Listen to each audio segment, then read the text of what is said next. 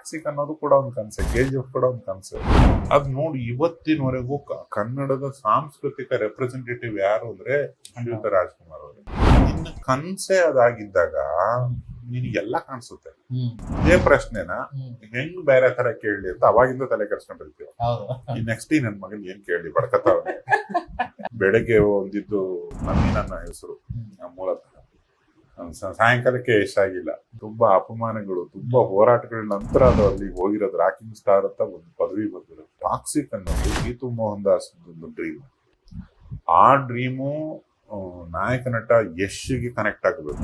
ಆ ಕನ್ಸಿಗೆ ನಾನು ಇಡ್ಲಿ ಕೊಡಿಸ್ತೀನಿ, ಮಕ್ಕಳು ರೆಡಿ ಮಾಡಿದ್ರೆ ನಿಮ್ನೆಲ್ಲ ರೆಡಿ ಮಾಡ್ಬಿಟ್ಟು ನಿಮ್ಮೆಲ್ಲರೂ ನೋಡ್ಕೊತೀನಿ ಅನ್ನೋದಕ್ಕೆ KVN ಸಂಸ್ಥೆ ಬಂದು ಕೈ ಜೋಡಿಸುತ್ತೆ. ಆತ್ಮೀಯ ಕನ್ನಡ ಪಿಕ್ಚರ್ ವೀಕ್ಷಕರಿಗೆ ನಮಸ್ಕಾರ.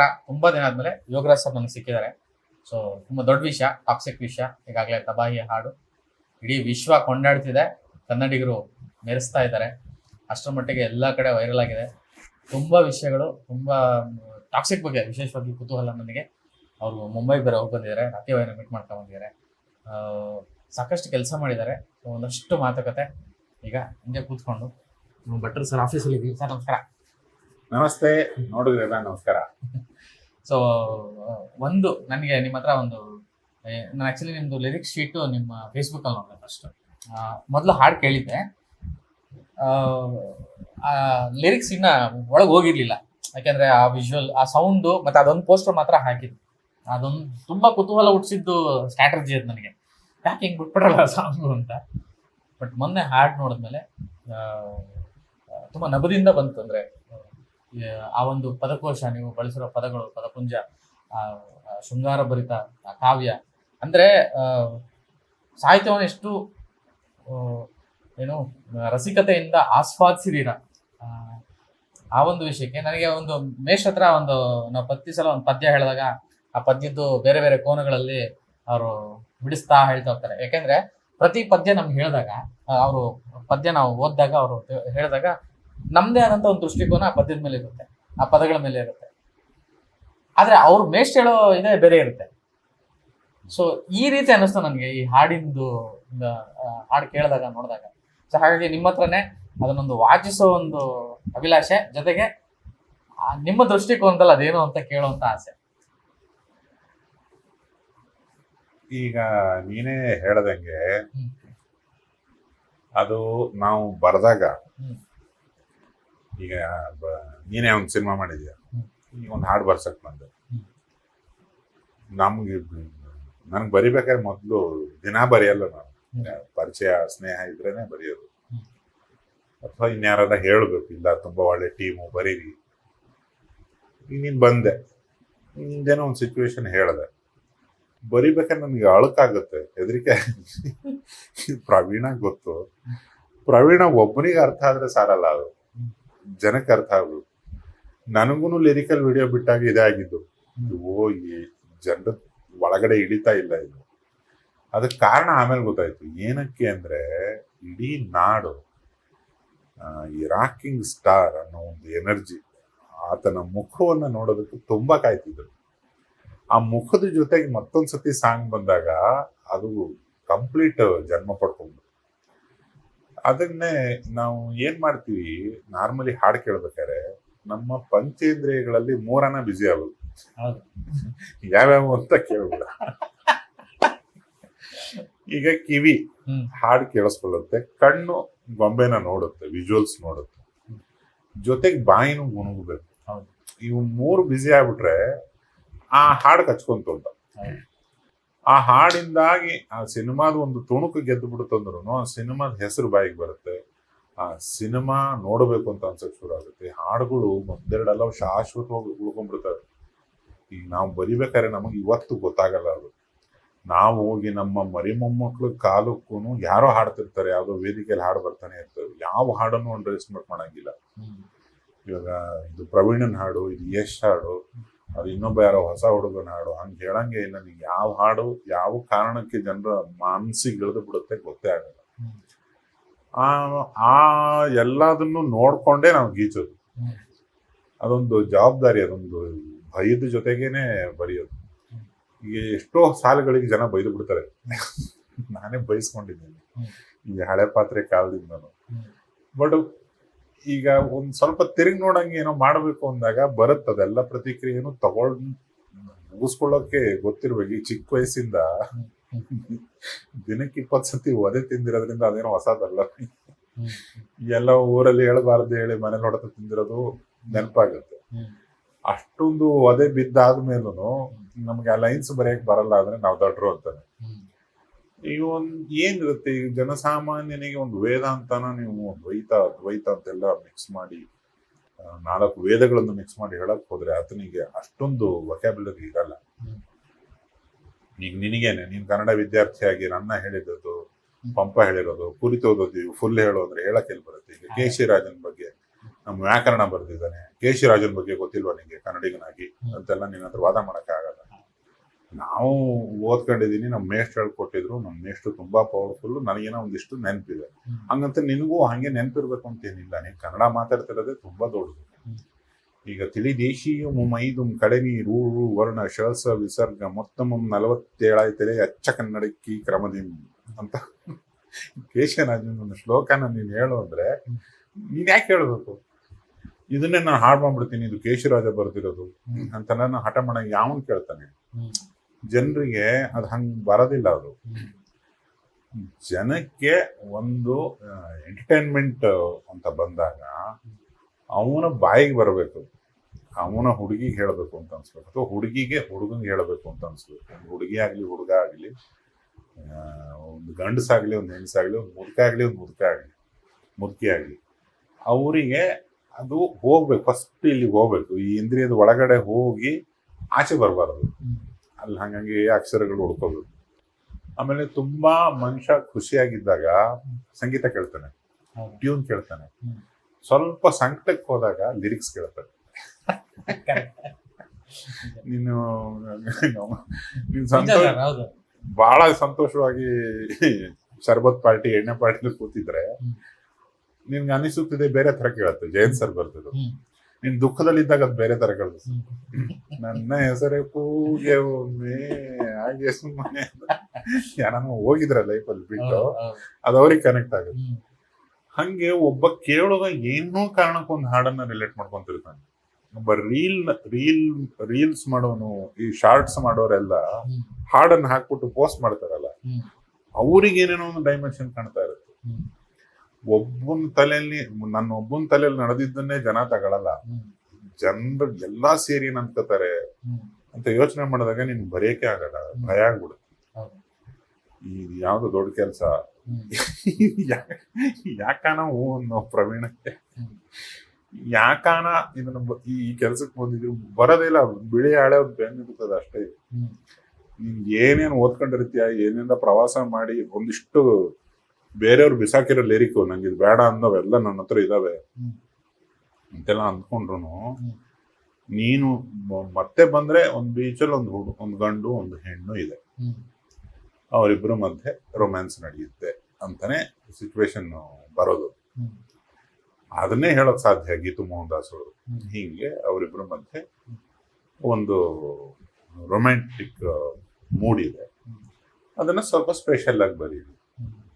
ಏನು ಸ್ಪೆಷಲ್ ಆಗಿ ಬರೆಯೋದು ಅಂದ್ರೆ ಏನು, ಅವಾಗ ಒಬ್ಬ ಕ್ಯಾಮ್ರಾಮನ್ ಕೌಂಟ್ ಆಗ್ತದೆ, ಅದ್ಭುತ ಪ್ರೆಸೆಂಟೇಶನ್, ಹಿಂಗಿರುತ್ತಾನೆ ಒಂದು ಹುಡುಗ ಒಂದು ಹುಡುಗಿನ ಹಿಂಗ್ ನಿಲ್ಲಿಸ್ತೀವಿ ನಾವು, ಈ ಥರದ್ದೆಲ್ಲ ನಡೆಯುತ್ತೆ BGMs ಅಲ್ಲಿ ಅಂತ ಹೇಳ್ತಾರೆ. ಒಬ್ಬ ಸಂಗೀತ ನಿರ್ದೇಶಕ ವಿಶಾಲ್ ಭಾರದ್ವಾಜ್, ಅದಕ್ಕೆ ಒಂದು ಹೊಯ್ ಪಿಚ್ಚಲ್ಲೇನೋ ಶುರು ಮಾಡ್ತಾರೆ, ಒಂದು ಸಮುದ್ರದ ಕಲ್ಪನೆ ಬರುತ್ತೆ. ಹೀಗೆ ಒಬ್ಬೊಬ್ಬರೇ ಸೇರ್ಕೊಂಡು ಆ್ಯಡ್ ಮಾಡ್ತಾ ನಾಯಕ ನಟನ ಕ್ಲೋಸ್ ಅಪ್ ನಾನ್ ಮೊದ್ಲು ನೋಡಿದ್ದೆ, ಜನ ನಂತರ ನೋಡೋದು. ಈಗ ಎದುರುಗಡೆ ಕೂತಾಗ ಬೇರೆ, ಪರದೆಯಲ್ಲಿ ಯಶ್ನ ನೋಡೋದೇ ಬೇರೆ. ಅದು ಅನ್ಸುತ್ತೆ ಕನಸುಗಾರ, ಹಠವಾದಿ ಮತ್ತೆ ಕವಿ ಮನಸ್ಸು. ಕನ್ನಡ ತುಂಬಾ ಚೆನ್ನಾಗಿ ಬರುತ್ತೆ. ಇದೆಲ್ಲ ಸೇರ್ಕೊಂಡಿದ್ದದು ಯಶು, ಸುಮ್ಮನೆ ಯಶಾಗಿದೆ. ಯಶು ಬೆಳಗ್ಗೆ ಒಂದಿದ್ದು ನವೀನ್ ಅನ್ನೋ ಹೆಸರು ಮೂಲತಃ, ಸಾಯಂಕಾಲಕ್ಕೆ ಯಶಾಗಿಲ್ಲ. ತುಂಬಾ ಇನ್ಸಲ್ಟ್ಗಳು, ತುಂಬಾ ಅಪಮಾನಗಳು, ತುಂಬಾ ಹೋರಾಟಗಳ ನಂತರ ಅದು ಅಲ್ಲಿಗೆ ಹೋಗಿರೋದು. ರಾಕಿಂಗ್ ಸ್ಟಾರ್ ಅಂತ ಒಂದು ಪದವಿ ಬಂದಿರೋದು. ಅವೆಲ್ಲ ಗೊತ್ತಿರುತ್ತಲ್ಲ, ಅವಾಗ ಅದು ಶುರು ಮಾಡತ್ತದು. ಅದು ನಾವಾಗಿರಲ್ಲ ಅದನ್ನ ಬರೆಯೋ ಟೈಮಲ್ಲಿ. ಆದ್ರೆ ಈ ಭಯ ನನಗೂ ಲಿರಿಕಲ್ ಬಂದಾಗ ಏನೇನೋ ಅಂದ್ಕೊಂಡೆ, ಎತ್ಲಾಗ ಹೋಗ್ತಾ ಇದ್ದೆ, ಗಾಡಿ ಗೊತ್ತಿಲ್ಲ ಅಂತಲೇ ಅನಿಸ್ತು. ಆ ನಂತರ ವಿಜುವಲ್ಸ್ ಬಿಟ್ಟ ತಕ್ಷಣ ಜನಕ್ಕೆ ಅದ್ವಾನಿ ಅವ್ರ ಮುಖ, ಈ ನಾಯಕ ನಟ ಯಶ್ ಮುಖ, ಎರಡು ಗೊಂಬೆ ಕಾಣಿಸಿದಟ್ಟಿಗೆ ಇನ್ನೊಂದು ಪಂಚೇಂದ್ರಿಯ ಬಿಸಿ, ಇನ್ನೊಂದು ಇಂದ್ರಿಯ ಬಿಸಿ ಆಗ್ಬಿಡ್ತು. ಕಣ್ಣು ಕಿವಿ ಎರಡು ಬಿಸಿ, ಬಾಯಿ ಶುರು ಮಾಡ್ಬಿಡು ಸ್ಟಮ್ ಮಾಡೋದು. ಅಷ್ಟು ಆಗ್ತಿದ್ದಂಗೆ ಇಡೀ ದೇಹಕ್ಕೆ ಕುಣಿಬೇಕು ಅನ್ಸುತ್ತೆ. ಆ ಹಾಡನ್ನ ಬೇರೆ ಬೇರೆ ಸಂದರ್ಭಕ್ಕೆ, ಬೇರೆ ಬೇರೆ ಸಿಚುವೇಶನ್ ಇವರೇ ಮಜಾ ತಗೊಳ್ಳೋಕೆ ಶುರು ಮಾಡ್ತಾರೆ. ಪ್ರತಿ ಸಾಲು ನಿಧಾನಕ್ಕೆ ಅರ್ಥ ಆಗ್ತಾ ಹೋಗುತ್ತೆ. ಶೃಂಗಾರದ ಅಂಗಾರ ಸಿಡಿದು ಹೇಳೋದು ಇದು ತಕ್ಷಣಕ್ಕೆ ಗೊತ್ತಾಗಲ್ಲ, ಬಟ್ ಒಂದಲ್ಲ ಒಂದು ದಿವಸ ಅವನಿಗೆ ಅಂಗಾರ ಅಂದ್ರೆ ಬೆಂಕಿ ಅಂತ ಗೊತ್ತಾಗುತ್ತೆ. ಶೃಂಗಾರದ ಬೆಂಕಿ ಸಿಡಿದಿದ್ದಾಗ ತಬಾಹಿ ಅಂದವನೇ ನೋಡಿದನು. ಇವತ್ತಲ್ಲ 5 ವರ್ಷ ಕಣ್ಲಿ ಬಿಡು. ಆ ಮಜಾ ಅದೇ ಬರವಣಿಗೆ ತಾಕತ್ತೆ, ಅನ್ಸೆಡ್ ಅಂತ ನಾವು ನೇರವಾಗಿ ಹೇಳಬಾರ್ದು. ಇದೇ ಕವಿತೆನ ತುಂಬಾ ಡೈಲ್ಯೂಟೆಡ್ ಆಗಿ ಹೇಳ್ಬೋದು. ಅವಾಗ ತುಂಬಾ ಸಿಂಪಲ್ ಪದಗಳಲ್ಲಿ ಹೇಳದೆ ಆದ್ರೆ ಅವ್ನು ಮುಗಿತಾನೆ. ಇದನ್ ಬರೆಯಕ್ ನೀನೇ ಬೇಕಾ, ನಾನ್ ಬರೀತೀನಿ ಅಂತಾನೆ. ಈ ಹಿಂಗೇನಾರು ಬರ್ದಾಗ ಅದೇನ್ ಸರ್ ಅರ್ಥ ಆಗಲ್ಲ ಅಂತಾನೆ. ಬಟ್ ಒಂದಲ್ಲ ಒಂದು ಹಿತ್ಲು ಬಾಗಿಲು ಮುಂದಿನ ಬಾಗಿಲು ಎಲ್ಲೋ ತಟ್ಬಿಟ್ಟು ಅವ್ನ ಮನ್ಸು ಒಳಗಡೆ ಹೋಗ್ಬೇಕು ನಾವು. ಅದು ಈ ಕೆಲ್ಸಕ್ಕಿರೋ ಪವರೇ, ಬರವಣಿಗೆ ಇರೋ ಪವರೇ. ಅದು ಯಾವತ್ತಿಗೂ ಉಳ್ಕೊಂಡ್ಬಿಡುತ್ತದು. ಯಾವ್ದೋ ಒಂದು ಸಣ್ಣ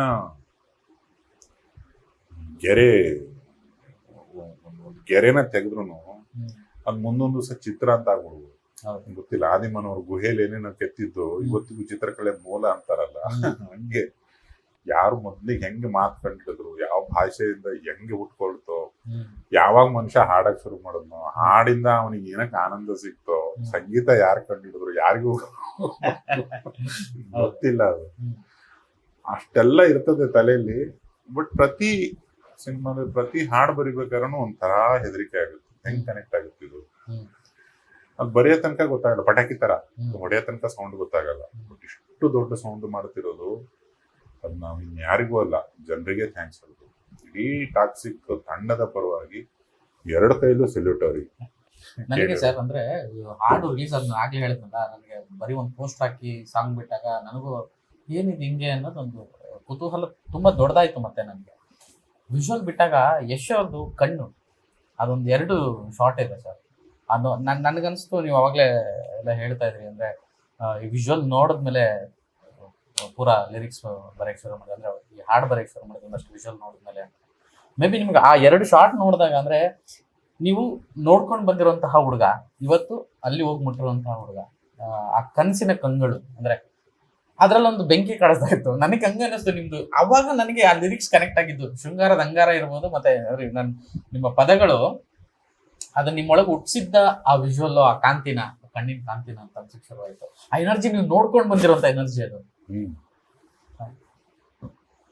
ಅಂದ್ರೆ ಈ ಏರಿಯಾ ಇರುತ್ತಲ್ಲ ನಟರದ್ದು, ಈ ಏರಿಯಾ ಮತ್ತೆ ಕೋಲ್ಮುಖ ಜೊತೆಗೆ KGF ಟೈಮಿಂದ ದಾಡಿ ಬೇರೆ ಆ್ಯಡ್ ಆಗಿದೆ. ಸ್ಪಷ್ಟವಾಗಿ ಬೆಳೆಯುತ್ತೆ ದಾಡಿ, ತಲೆ ಕೂದಲು. ಆ ಮುಖಕ್ಕೆ ಮತ್ತೆ ಥಿಯೇಟರ್ ಹಿನ್ನೆಲೆಯಿಂದ ಹೋದ ನಟ ಜೊತೆ ಕೆಲಸ ಮಾಡಿದ್ದೀನಿ. ಅದ್ಭುತ ಮೆಮೊರಿ. ನಟನೆಲ್ಲೂ ಹಠವೇ, ಹಠ ಇಲ್ಲದೆ ಏನ್ ಕೆಲಸನೂ ಮಾಡಲ್ಲ.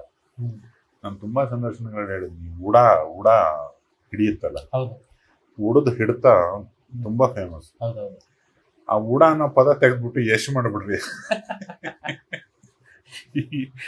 ಹಿಡಿದ್ರೆ ಒಂದು ಕೆಲಸ ಮುಗೀತು. ಕನ್ಸು ಕಂಡ ಅಂದ್ರೆ ಮುಗೀತು. ತುಂಬಾ ಜಿದ್ದು ಬೇಕು, ಇಲ್ಲಾಂದ್ರೆ ಯಾರು ಇಷ್ಟ ಆಗ್ತಾರೆ ಗುರು. ಏನೋ ಒಂದು ಜಿದ್ದಿಲ್ಲ ಅಂದ್ರೆ ನಿನ್ನ ಇಷ್ಟೊತ್ತು ಮಾತಾಡ್ಬೇಕಾದ ಅವಶ್ಯಕತೆನೇ ಇಲ್ಲ. ಆ ಜಿದ್ದು ಇಟ್ಕೊಂಡು ಎಲ್ಲೋ ಬಿದ್ದು ಎದ್ದಿದ್ದಾನೆ ಅಂತಾನೆ ನಿನ್ ಫೋನ್ ಅನ್ನ 4 ಮಂದಿ ತೆಗೆ. ಇಲ್ಲಾಂದ್ರೆ ಜಿದ್ದಿಲ್ಲ ಅಂದ್ರೆ ಏನೂ ಅನ್ಸೋದಿಲ್ಲ. ಸುಮ್ಮನೆ ಬದುಕೋದು ಅಂದ್ರೆ ಯಾರು ಏನೋ ಒಂದ್ ಮಾಡ್ಕೊಂಡು ಏನೋ ಒಂದ್ ತಿನ್ಕೊಂಡು ಹಂದಿನೂ ಬದುಕುತ್ತೆ ಅಂತಾರಲ್ಲ, ಹಂಗಲ್ಲ ಅದು. ಅದು ಅಸಾಧಾರಣ ಜಿದ್ದು. ಆ ಜಿದ್ದನ್ನ ನೋಡಿದ್ದೀನಿ ನಾನು. ಅವಾಗ ಮಜಾ ಬರೋದು. ಹ್ಮ್ ಹ್ಮ್ ಹ್ಮ್ ಜಿದ್ದು ಅಂದ್ರೆ ಇದಕ್ಕೆ ಚುಚ್ಬೇಕು ತಡಿಯುವ.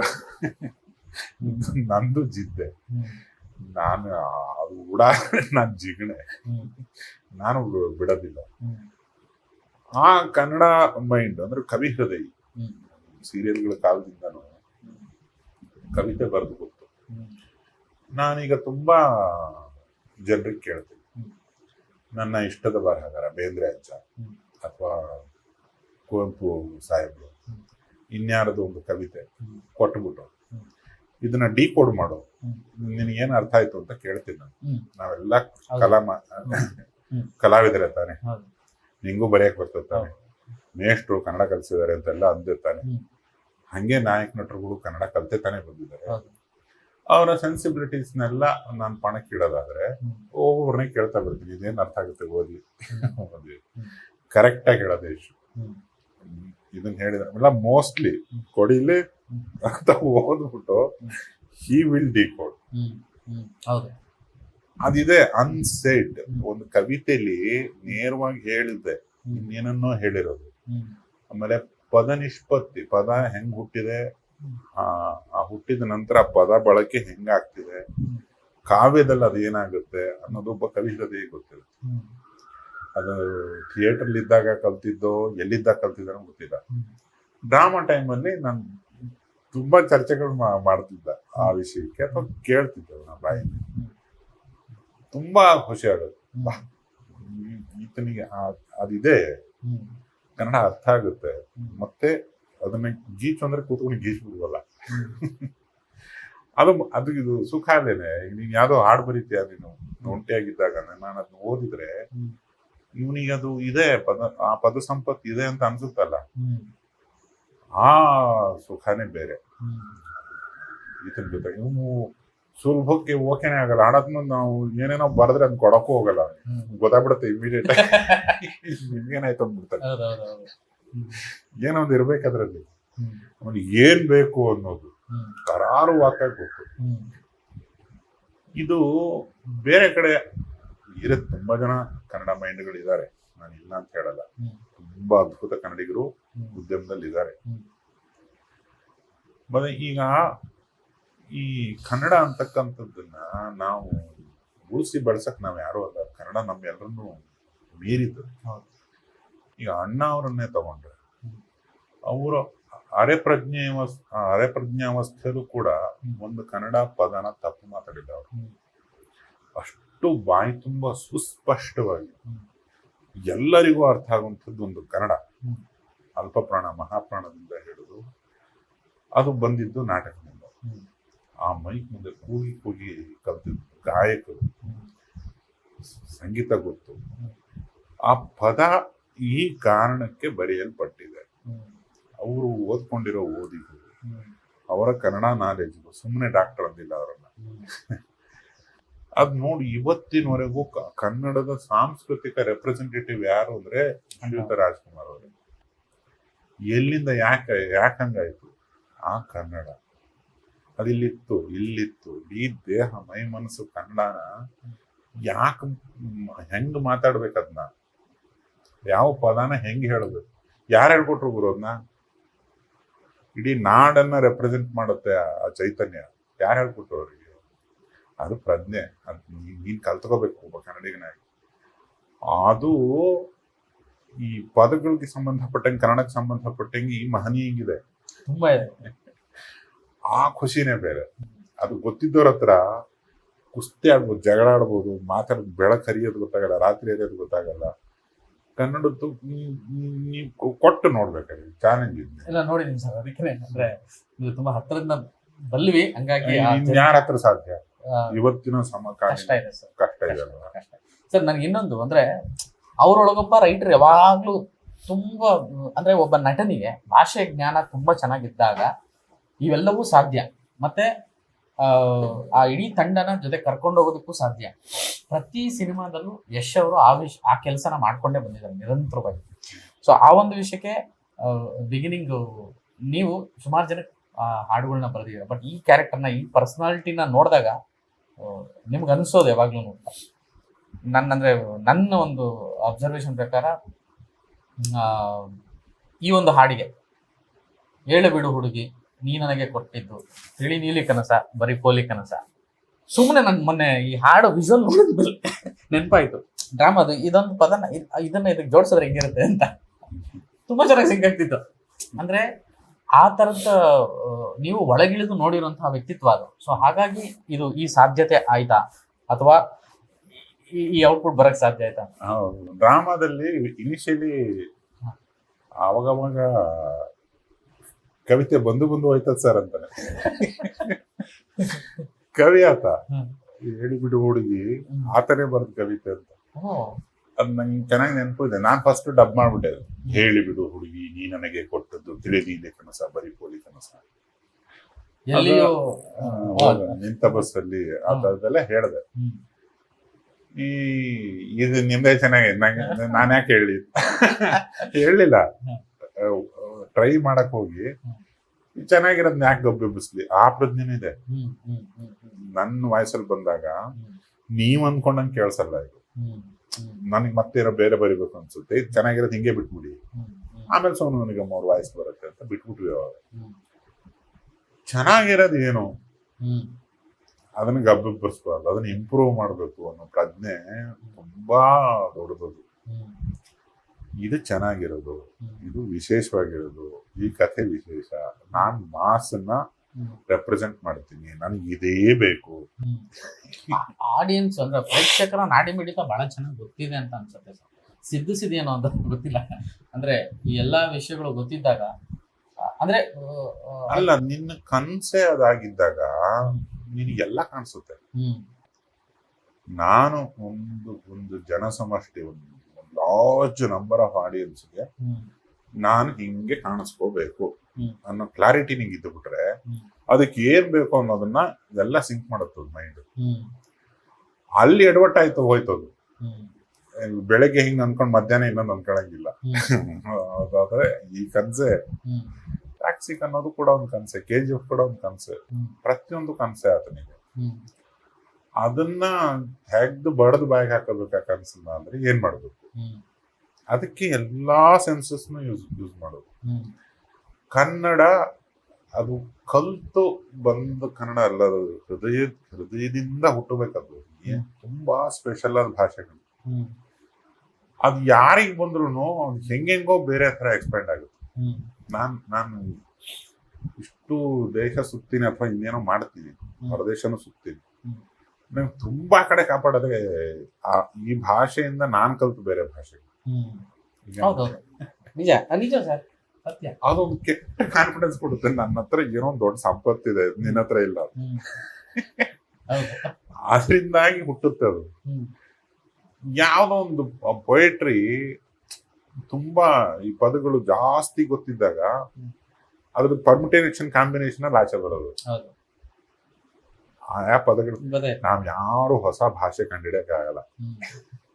ಇರೋ ಒಂದಿಷ್ಟು ಪದಗಳನ್ನ ಇಟ್ಕೊಂಡೆ ಹಾಡು ಬರೀಬೇಕು. ಈ ಉದಯಶಂಕರ್ ಸರ್ ಹೇಳಿದ್ರಂತೆ ಎಲ್ಲೋ, ಇರೋದೇ ಒಂದ್ 200-400 ಪದಗಳು ಅಷ್ಟೇ, ಅವನ್ನೇ ಹೊಳಸಿ ಮಳಸಿ ನಾವು ಹಾಡು ಮಾಡ್ಬೇಕು, ಬಿಟ್ರೆ ಬೇರೆ ಮಾಡಕ್ ಆಗಲ್ಲ. ಕರೆಕ್ಟ್ ಅನ್ಸ್ಬಿಡುತ್ತೆ. ಇರೋದೇ 7 ಸ್ವರ. ಆ 7 ಸ್ವರದ ಪರ್ಮಿಟೇಷನ್ ಕಾಂಬಿನೇಷನ್ ಅಲ್ಲೇ ನಿನ್ ಮತ್ತೆ ಹಾಡು ಮಾಡ್ಬೇಕು. ಹಂಗೆ ಇರೋದೇ ಒಂದ್ 4-5 ಕಥೆಗಳು. ಆ 4-5 ಕಥೆಗಳನ್ನೇ ಹಿಂಗೆ ಹೊಳಸ್ಬಿಟ್ಟು ಹೊಸ ತರ ಹೇಳ್ಬೇಕು. ಅಷ್ಟು ಲಿಮಿಟೆಡ್ ಬದುಕಿ. ನೀನ್ ಬೆಳಗ್ಗೆ ಎದ್ದೆ, ಹೊಸ್ತ್ ಏನ್ ಮಾಡಿದೆ ಅಂತ ಕೇಳಿದ್ರೆ ಏನು ಮಣ್ಣು ಮಾಡಿರಲ್ಲ ನಾವು. ಅದೇ ಹಳೇದನ್ನೇ ಇವತ್ತು ಈ ಕ್ಯಾಮರಾ ಇಟ್ಟಿದೀವಿ. ಇದನ್ನೇ ಏನಾರು ಮಾಡ್ಬೇಕು ಅಂತ ಕೆಳಗ್ ಕೂತಿದೀವಿ, ಅಷ್ಟೇ ವಿಶೇಷ. ಅಷ್ಟೇ. ಇವಾಗ ನೀನೆ ಇದೇ ಪ್ರಶ್ನೆನ ಹೆಂಗ್ ಬೇರೆ ತರ ಕೇಳಲಿ ಅಂತ ಅವಾಗಿಂದ ತಲೆ ಕೆಡ್ಸ್ಕೊಂಡಿರ್ತೀವಿ. ಈ ನೆಕ್ಸ್ಟ್ ನನ್ ಮಗನ್ ಏನ್ ಕೇಳಿ ಬಡ್ಕತಾವನೆ. ಏನಿಲ್ಲ ಈ ಸ್ವಲ್ಪ ಬಾಕ್ಸ್ ಇಂದ ಹೊರಗಡೆ ಸ್ವಲ್ಪ ಹೋಗೋದಕ್ಕಷ್ಟೇ ನಾವು ಪ್ರಯತ್ನ ಪಡ್ತಿರ್ತೀವಿ. ಅದೇ ವಿಶೇಷ ಅನ್ಕೊಂಡ್ರೆ ಅದೇ ಒಂದೊಂದ್ಸತಿ ಸಣ್ಣದಾಗಿ ನಾವು ಮಾಡಿರೋ ಎಕ್ಸ್ಪೆರಿಮೆಂಟ್ ದೊಡ್ಡದಾಗಿ ಅಂಟ್ಬಿಡುತ್ತೆ. ಹಂಗೆ ಒಂದು ಡ್ರೀಮ್, ಒಂದು ಟಾಕ್ಸಿಕ್ ಅನ್ನೋದು ಗೀತು ಮೋಹನ್ ದಾಸ್ ಒಂದು ಡ್ರೀಮ್. ಆ ಡ್ರೀಮು ನಾಯಕ ನಟ ಯಶ್ಗೆ ಕನೆಕ್ಟ್ ಆಗಬೇಕು. ಆ ನಂತರ ಆ ಕನ್ಸಿಗೆ ನಾನು ಇಡ್ಲಿ ಕೊಡಿಸ್ತೀನಿ, ನಾನು ಬೆಳಗ್ಗೆ ಎದ್ದು ಮಕ್ಕಳು ರೆಡಿ ಮಾಡಿದ್ರೆ ನಿಮ್ಮನ್ನೆಲ್ಲ ರೆಡಿ ಮಾಡಿಬಿಟ್ಟು ನಿಮ್ಮೆಲ್ಲರನ್ನೂ ನೋಡ್ಕೊತೀನಿ ಅನ್ನೋದಕ್ಕೆ KVN ಸಂಸ್ಥೆ ಬಂದು ಕೈ ಜೋಡಿಸುತ್ತೆ. ಇಷ್ಟು ಜನ, ಇಷ್ಟು ದೊಡ್ಡ ಟೀಮು, ಇಷ್ಟು ಭಾಷೆ, ಒಂದಲ್ಲ ಗುರು, ಅದು ಒಬ್ಬ ಯಾರೋ ಬರೆದ್ಬಿಟ್ಟ ಅಂದ್ರೆ ಆಗಿರ್ಲಿಲ್ಲ. ಅದು ಶೂಟಿಂಗ್ ಹಂಗೆ ಹೇಳ್ತಿದ್ರಲ್ಲ ನಂಗೆ, ಒಂದು ಭಾಷೆದಾದ್ಮೇಲೆ ಇನ್ನೊಂದು ಭಾಷೆ, ಅದಕ್ಕೆ ಸ್ವಲ್ಪ ಟೈಮಿಂಗ್ ಬದಲಾಗುತ್ತೆ. ಅದಕ್ಕೆ ಇನ್ಯಾರೋ ನಟನೂ ಬದಲಾಗ್ಬೋದು, ಇಲ್ಲ ಅದೇ ನಟ ಇದ್ರೆ ಅವನ ಟೈಮಿಂಗ್ ಬದಲಾಗುತ್ತೆ, ಅವನಿಗೆ ಬರ್ಬೇಕಲ್ಲ ಯಾವ್ದೋ ಬೇರೆ ಭಾಷೆ. ಇಷ್ಟು ಮಾಡಿದ ನಂತರ ಅಷ್ಟು ಭಾಷೆಗೆ ಅದನ್ನ ಡಬ್ ಮಾಡ್ಬೇಕು. ಅಲ್ಲಿ ಒಂದೊಂದು ಲೆಂತ್ ಬರುತ್ತೆ. ಮತ್ತೆ ಅಲ್ಲಿ ಕೆಲಸ ಗುರು, ಈಗ ನಾನು ಇಲ್ಲಿ ಕೂತಿದ್ದವನು ಹಿಂಗ್ ಕೂತ್ರೆ ಅವನಿಗೆ ಕಾಣಿಸಲ್ಲ, ಹೊರಗೋಗುತ್ತೆ. ಅದು ಒಂದೊಂದು ಭಾಷೆಲಿ ಒಂದೊಂಥರ ಸಣ್ಣದು ಇಲ್ಲಿ ಬರೆದು ಕನ್ನಡದಲ್ಲಿ ಒಂದು ಸಾಲು ಬರೆದ್ಬಿಟ್ರೆ ಅದೇ ತರ ಅಲ್ಲಿ ಹಿಂದಿಲಿ ಬರಲ್ಲ, ಅದೇ ತರ ತೆಲುಗಲ್ಲಿ ಬರಲ್ಲ. ಅಲ್ಲಿ ಕವಿ ಅವತ್ತು ಏನ್ ತಿಂದಿರ್ತಾನೆ ಬೆಳಗ್ಗೆ ಅವನೇನೋ ಬರೀತಾನೆ, ಅದು ಅದೇ ದಿಕ್ಕಲ್ಲಿ ಚೆನ್ನಾಗಿರುತ್ತೆ. ಅವಷ್ಟು ಎಕ್ಸರ್ಸೈಸ್ಗಳು ಆದ್ಮೇಲೆ ಒಂದು ಹಾಡಿಗೆ 5 ಹಾಡು, ಸೊ 4-5 ಹಾಡಿದ್ರೆ 20 ಹಾಡು ಲೆಕ್ಕ. ಅದು ಸೊ ಅಷ್ಟು ಭಾಷೆ ಅಂದ್ರೆ ಅಷ್ಟು ಸಿನಿಮಾ ಲೆಕ್ಕ. ಅದು ಇದಿಷ್ಟನ್ನು ಯಾರು ಮಾನಿಟರ್ ಮಾಡೋದು? ನಿರ್ದೇಶಕರು ಆಯ್ತು ಕನ್ಸು ಕಂಡುಬಿಟ್ರು, ಈ ಪ್ರಪಂಚಕ್ಕೆ ತೋರಿಸ್ತೀವಿ. ಅಷ್ಟು ಭಾಷೆಗಳಲ್ಲಿ ಎಕ್ಸಲೆಂಟ್ ಆಗಿ ಕಾಣಿಸ್ಬೇಕಲ್ಲ, ಅದು ಆಯಾ ಭಾಷೆ ಬಂದು ನೋಡಲ್ವಾ ಅಲ್ಲಿ. ಸೊ ಅದನ್ನೆಲ್ಲ ಹೊತ್ತಂತ ದೊಡ್ಡ ಕನ್ಸೋದು. ಅವ್ರನ್ನೆಲ್ಲರನ್ನು ಪ್ರಭು ತರ ಕೂತ್ಕೊಂಡು ರಾಜಾಶ್ರಯ ಕೊಡೋನು ಹೋಗ್ಬೇಕು, ಅದು KVN ಸಂಸ್ಥೆ. ಹಿಂಗೆ ಕನ್ಸು ಮೇಲೆ ಕನ್ಸು ಅಂಥವ್ರನ್ನೇ ಗುಡ್ಡೆ ಹಾಕೊಳ್ಳೋದು ದೇಶ. ಅವನು ಈ ಹಂತದಿಂದ ಈ ಹಂತಕ್ಕೆ ಹೋಗಿದ್ದಾನೆ, ಈ ಹಂತದಿಂದ ಹಿಂಗೆ ಹೋಗ್ತಾನೆ ಅಂದ್ರೆ ಅದೇ ಥರದ ಕೆಲಸಗಾರರೇ ಬೇಕು. ಅದು ಖುಷಿ ಕೊಡೋದು. ಅದೇ ಸರ್, ಅಂದ್ರೆ ಅವ್ರ ಬೆಳವಣಿಗೆ ಅಂದ್ರೆ ಅಂದ್ರೆ ಹೇಳಿದನ್ ಮಾಡ್ತಾರೆ. ಮತ್ತೆ ಆ ಥರದ್ದೇ ಇವಾಗ ಅದನ್ನೇ ಮಾತಾಡ್ತೀವಿ. ಆ ಗುರಿ ಇಟ್ಕೊಂಡು ಆ ಉದ್ದೇಶ, ಇಂಟೆಂಟ್, ಒಂದು ಕಂಟೆಂಟ್, ಉದ್ದೇಶ ನಾನು ಇದ್ದೇ ಆಗ್ಬೇಕು ಅನ್ನೋದು ಇದ್ರ ಮೇಲೆ ಅವರು ಹೋಗಿದ್ದು. ನನಗೆಲ್ಲ ಒಂದ್ ಕಡೆ ಈಗ ಜಾನು ಇಂದ ಅವಾಗ್ಲೇ ಅದೊಂದು ಇಂಟರ್ವ್ಯೂ ಹೇಳ್ತಾ ಇದ್ರಿ, ಒಂದು ಲಿರಿಕ್ ಬರ್ದಿದ್ದ ಆಗ್ಲೇನ ಅದೊಂದು ಭವಿಷ್ಯ ಆಗಿತ್ತು ಅಂತ ಹೇಳಿ. ಅದರಿಂದ ಆಚೆಗೆ ತುಂಬಾ ಹಾಡುಗಳು ನೀವೆಲ್ಲ ಜೊತೆಗೆ ಕೆಲಸ ಮಾಡಿರೋದ್ರಿಂದ ಪ್ರತಿ ಸಿನಿಮಾಗೆ ಈಗ ಹಂಗೋ ಹಿಂಗೋ ಇಂದ ಅಣ್ತಮ್ಮ ಸಾಂಗ್ ಇರ್ಬೋದು, ಯಾರಲ್ಲಿ ಸೌಂಡ್ ಮಾಡೋದು ನೀವು ಸರ್, ರಾಮಾಚಾರಿ. ಅಂದ್ರೆ ಆ ಕ್ಯಾರೆಕ್ಟರ್ನ ಡಿಫೈನ್ ಮಾಡೋದು ಮತ್ತೆ ಆ ವಿಷನ್ ಎಲಿವೇಟ್ ಮಾಡೋದು, ಇದು ಸಿನಿಮ್ಯಾಟಿಕ್ ಆಗಿ ಸಿನಿಮಾದೊಳಗಡೆ ಅವ್ರ ಕೆಲಸದೊಳಗಡೆ ಒಂದ್ ಕಡೆ ಲೇಯರ್ ಆಗಿ ಬರ್ತಿದೆ. ಅಪ್ ಟು ಟಾಕ್ಸಿಕ್ ಅವರ ಜೀವನ ಮತ್ತೆ ಸಿನಿಮಾ ಎರಡೂ ಕೂಡ ಒಂದು ಮೇಳೈಸ್ಕೊಂಡ್ಬಿಟ್ಟಿದೆ ಹಂಗೆ ಅಂತ. ಜೀವನನೂ ಹಂಗೆ ಇದೆ, ಅನ್ಕೊಂಡಂಗೆ ಜೀವನ ಕಟ್ಕೊಂಡಿರೋದು. ಸಿನಿಮಾದಲ್ಲೂ ಅಷ್ಟೇ, ನಾನು ಅನ್ಕೊಂಡಿದ್ದನ್ನೇ ಮಾಡ್ತೀನಿ ಅಂತ ಹೇಳಿದ್ದನ್ನೇ ಮಾಡಿ ತೋರಿಸುವಂಥದ್ದು. ಅದು ಎಲ್ಲರಿಗೂ ಸಾಧ್ಯ ಇಲ್ಲ. ಸೊ ಈ ಮನುಷ್ಯನಿಗೆ ನೀವು ಕಂಡ ಹಾಗೆ ಇದು ಸಾಧ್ಯ ಆಗೋದಿಕ್ಕೆ ಏನ್ ಒಂದು ಮೋಟಿವ್ ಅಥವಾ ಏನ್ ಎನರ್ಜಿ, ಏನು ಆ ಪ್ರಕೃತಿ ಕೊಟ್ಟಿದೆ ಆ ಮನುಷ್ಯನಿಗೆ? ಅಂದ್ರೆ ಎಷ್ಟೋ ಜನ ಕನಸು ಕಂಡು ಈ ಪ್ರಪಂಚನ ಬೈದ್ ಬಿಡ್ತಾರೆ. ನಿನ್ ಬದುಕಲ್ಲಿ 100 ಜನ ನೋಡಿರ್ತೀನಿ, ನಿನ್ನ ಆಫೀಸಲ್ಲೇ ನೋಡಿರ್ತೀಯ. ನಾನು ಹಿಂಗ್ ಮಾಡಿ ಜರ್ನಲಿಸಮ್ ಅಲ್ಲಿ ಹಿಂಗೆಲ್ಲ ಮಾಡ್ಬಿಡ್ತೀನಿ, ಅಲೆ ಎಬ್ಬಿಸ್ಬಿಟ್ಟು ನಾಳೆ ನೋಡು ಅಂತಾನೆ ತಾನೇ ನೀನ್ ಬಂದಿರೋದು. ಬಟ್ ಇವಾಗ ಪ್ರವೀಣ ಫೋನ್ ಮಾಡಿದ್ರೆ ಎಲ್ರು ತೆಗಿತಾರೆ ಅಂತ ಅನ್ನಿಸ್ಕೊಳ್ಳೋದಕ್ಕೆ ನೀನ್ ಎಷ್ಟು ಬಾಧೆ ಬಿದ್ದಿರ್ತೀಯ. ನಿನ್ಗೊಬ್ಬನಿಗೆ ಗೊತ್ತು ಎಲ್ಲೆಲ್ಲಿ ಏನೇನು ಇನ್ಸರ್ಟ್ಗಳು ತಿಂದು ವಾಪಸ್ ಕೋಲಾರಕ್ಕೆ ಓಡೋಗಿಲ್ಲ ನೀನು. ತುಂಬಾ ಜನ ಹೇಳಿರ್ತಾರೆ, ಮನೆಯಲ್ಲೂ ಹೇಳಿರ್ತಾರೆ ಬಂದ್ಬಿಡೋದ್ಲಾಗೆ. ನಿನ್ ಫೀಲ್ಡ್ ಇದು. ಇದರಿಂದ ಮತ್ತಿನ್ನೇನೋ ಕನಸು ಬಿತ್ತು, ಇನ್ನೇನೋ ಹಠ ಬಿದ್ದೆ ಅಂದ್ರೆ ಇನ್ನೇನೋಕ್ಕೋ ಅದ್ ಲೀಡ್ ಮಾಡುತ್ತೆ. ತೀರಾ ಬಂದ್ಬಿಟ್ಟು ಪ್ರಾಕೃತಿಕವಾಗಿ ಏನಾರು ಹೆಚ್ಚು ಕಮ್ಮಿ ಆದ್ರೆ ಯಾರು ಏನೂ ಮಾಡಕ್ಕಾಗಲ್ಲ. ಬಟ್ ಈ ಬದುಕಿದ್ದಾಗ ಕನ್ಸು ಕಾಣೋದು ಹೋಗೋದು. ಆ ಕನ್ಸು ಕೈ ಮೇಲೆ ಬಂದ ತಕ್ಷಣ ಅದು ಏನಕ್ಕೆ ಕನ್ಸ್ಕೊಂಡ್ರೆ ಇನ್ನೊಂದು ದೊಡ್ಡದು ಬೇಕು ಅನ್ಸುತ್ತೆ. ಸಾಲಲ್ಲ. ಈಗ ಟಾಕ್ಸಿಕ್ ನಂತರ ಈ ಟಾಕ್ಸಿಕ್ ಕನಸು ಇದೊಂದು 4-5 ವರ್ಷದಿಂದ ನಡೀತಿದೆಯಲ್ಲ, ಇದಕ್ಕಿಂತ ದೊಡ್ಡದೇ ಬೇಕಾದ ನಿಮಗೆ. ಕಾಣ್ತಾನೆ ಹೌದು. ಆಯ್ತಪ್ಪ ನನ್ ಕೆಲ್ಸ ಅನ್ನಂಗಿದ್ರೆ ಎಲ್ಲರೂ ಒಂದೊಂದು ಕೆಲಸ ಮಾಡಿ ಸುಮ್ಮನೆ ಬಿಡುವುದು. ಹಂಗಲ್ವಲ್ಲ ಅದು. ಈ ಕೆಲವೊಬ್ಬರಿಗೆ ಮಾತ್ರ ಈ ಪ್ರಪಂಚನ ಬೈಕೊಂಡ್ ಕುತ್ಕೊಳ್ಳೋಕೆ ಹೋಗಲ್ಲ ಅವರೆಲ್ಲ. ಈ ಗೆಲ್ತು ಸೋಲ್ತು ಅದೇನೋ ಆಯ್ತು ಇದೇನೋ ಆಯ್ತು, ಆತ ಇನ್ಸಲ್ಟ್ ಮಾಡ್ದ, ಈ ಇಂಡಸ್ಟ್ರಿ ಸರಿ ಇಲ್ಲ, ಏನೋ ಜನ ಬರ್ತಿಲ್ಲ, ಏನೋ ಮೋಡ ಮೋಡ ಮುಚ್ಕೊಂಡ್ಬಿಟ್ಟಿದೆ, ಇವ್ಯಾವುದೂ ಇಲ್ಲ. ನಾನೇನೋ ಒಂದು ಕಂಡಿದ್ದೀನಿ, ನನಗೆ ಕಾಣ್ತಾ ಇದೆ, ನಿನಗೂ ಕಾಣುತ್ತೆ, ಅವನಿಗೂ ಕಾಣುತ್ತೆ, ನೋಡ್ರಿ ನೋಡ್ರಿ ನೋಡ್ರಿ ಅಂತಾನೆ ಅಂದ್ರು. ಅದ್ ಮುಗೀತು. ಇಲ್ಲಿ ನೋಡ್ರಿ, ಇಲ್ಲಿ ಇದು ಕಾಣುತ್ತೆ ನೋಡ್ರಿ, ಇದಾಗುತ್ತೆ. ಆ ಲೀಡರ್ನ ನಂಬಿಕೆಗೆ, ಆ ನಾಯಕ ನಟನ ನಂಬಿಕೆಗೆ ಎಲ್ಲರೂ ಕೆಲಸ ಮಾಡ್ತಾರೆ. ನೀನ್ ತಪ್ಪು ಹೇಳ್ಬಿಟ್ರೆ ಹೇಳ್ಬಿಟ್ಟಾಗೋಯ್ತು. ನೀನು ಆಗದೇ ಇರೋ ಕೆಲಸ ಅಂತ ಹೇಳ್ಬಾರ್ದು. ಕೈಲಾಗದೇ ಇರೋ, ಯಾವನ್ ಕೈಲೂ ಆಗದೇ ಇರೋ ಕನಸು ಕಾಣ್ರೆ ಅದು ಯಾರು ಏನು ಮಾಡಕ್ಕಾಗಲ್ಲ. ಅವನ ಜೊತೆ ಯಾರು ಹೋಗೋದು ಇಲ್ಲ. ಉದಾಹರಣೆ ತರ ಇದಾನಲ್ಲ, ಬ್ಯಾಕ್ ಟು ಬ್ಯಾಕ್ ಹೇಳಿ ಹೇಳಿ ಹೊಡಿತಾ ಇದಾರಲ್ಲ, ಹೇಳಿ ಹೇಳಿ ತೋರಿಸ್ತಾ ಇದಾರಲ್ಲ, ಇದು ಸಾಧ್ಯ, ಇದು ಸಾಧ್ಯ ಅಂತ.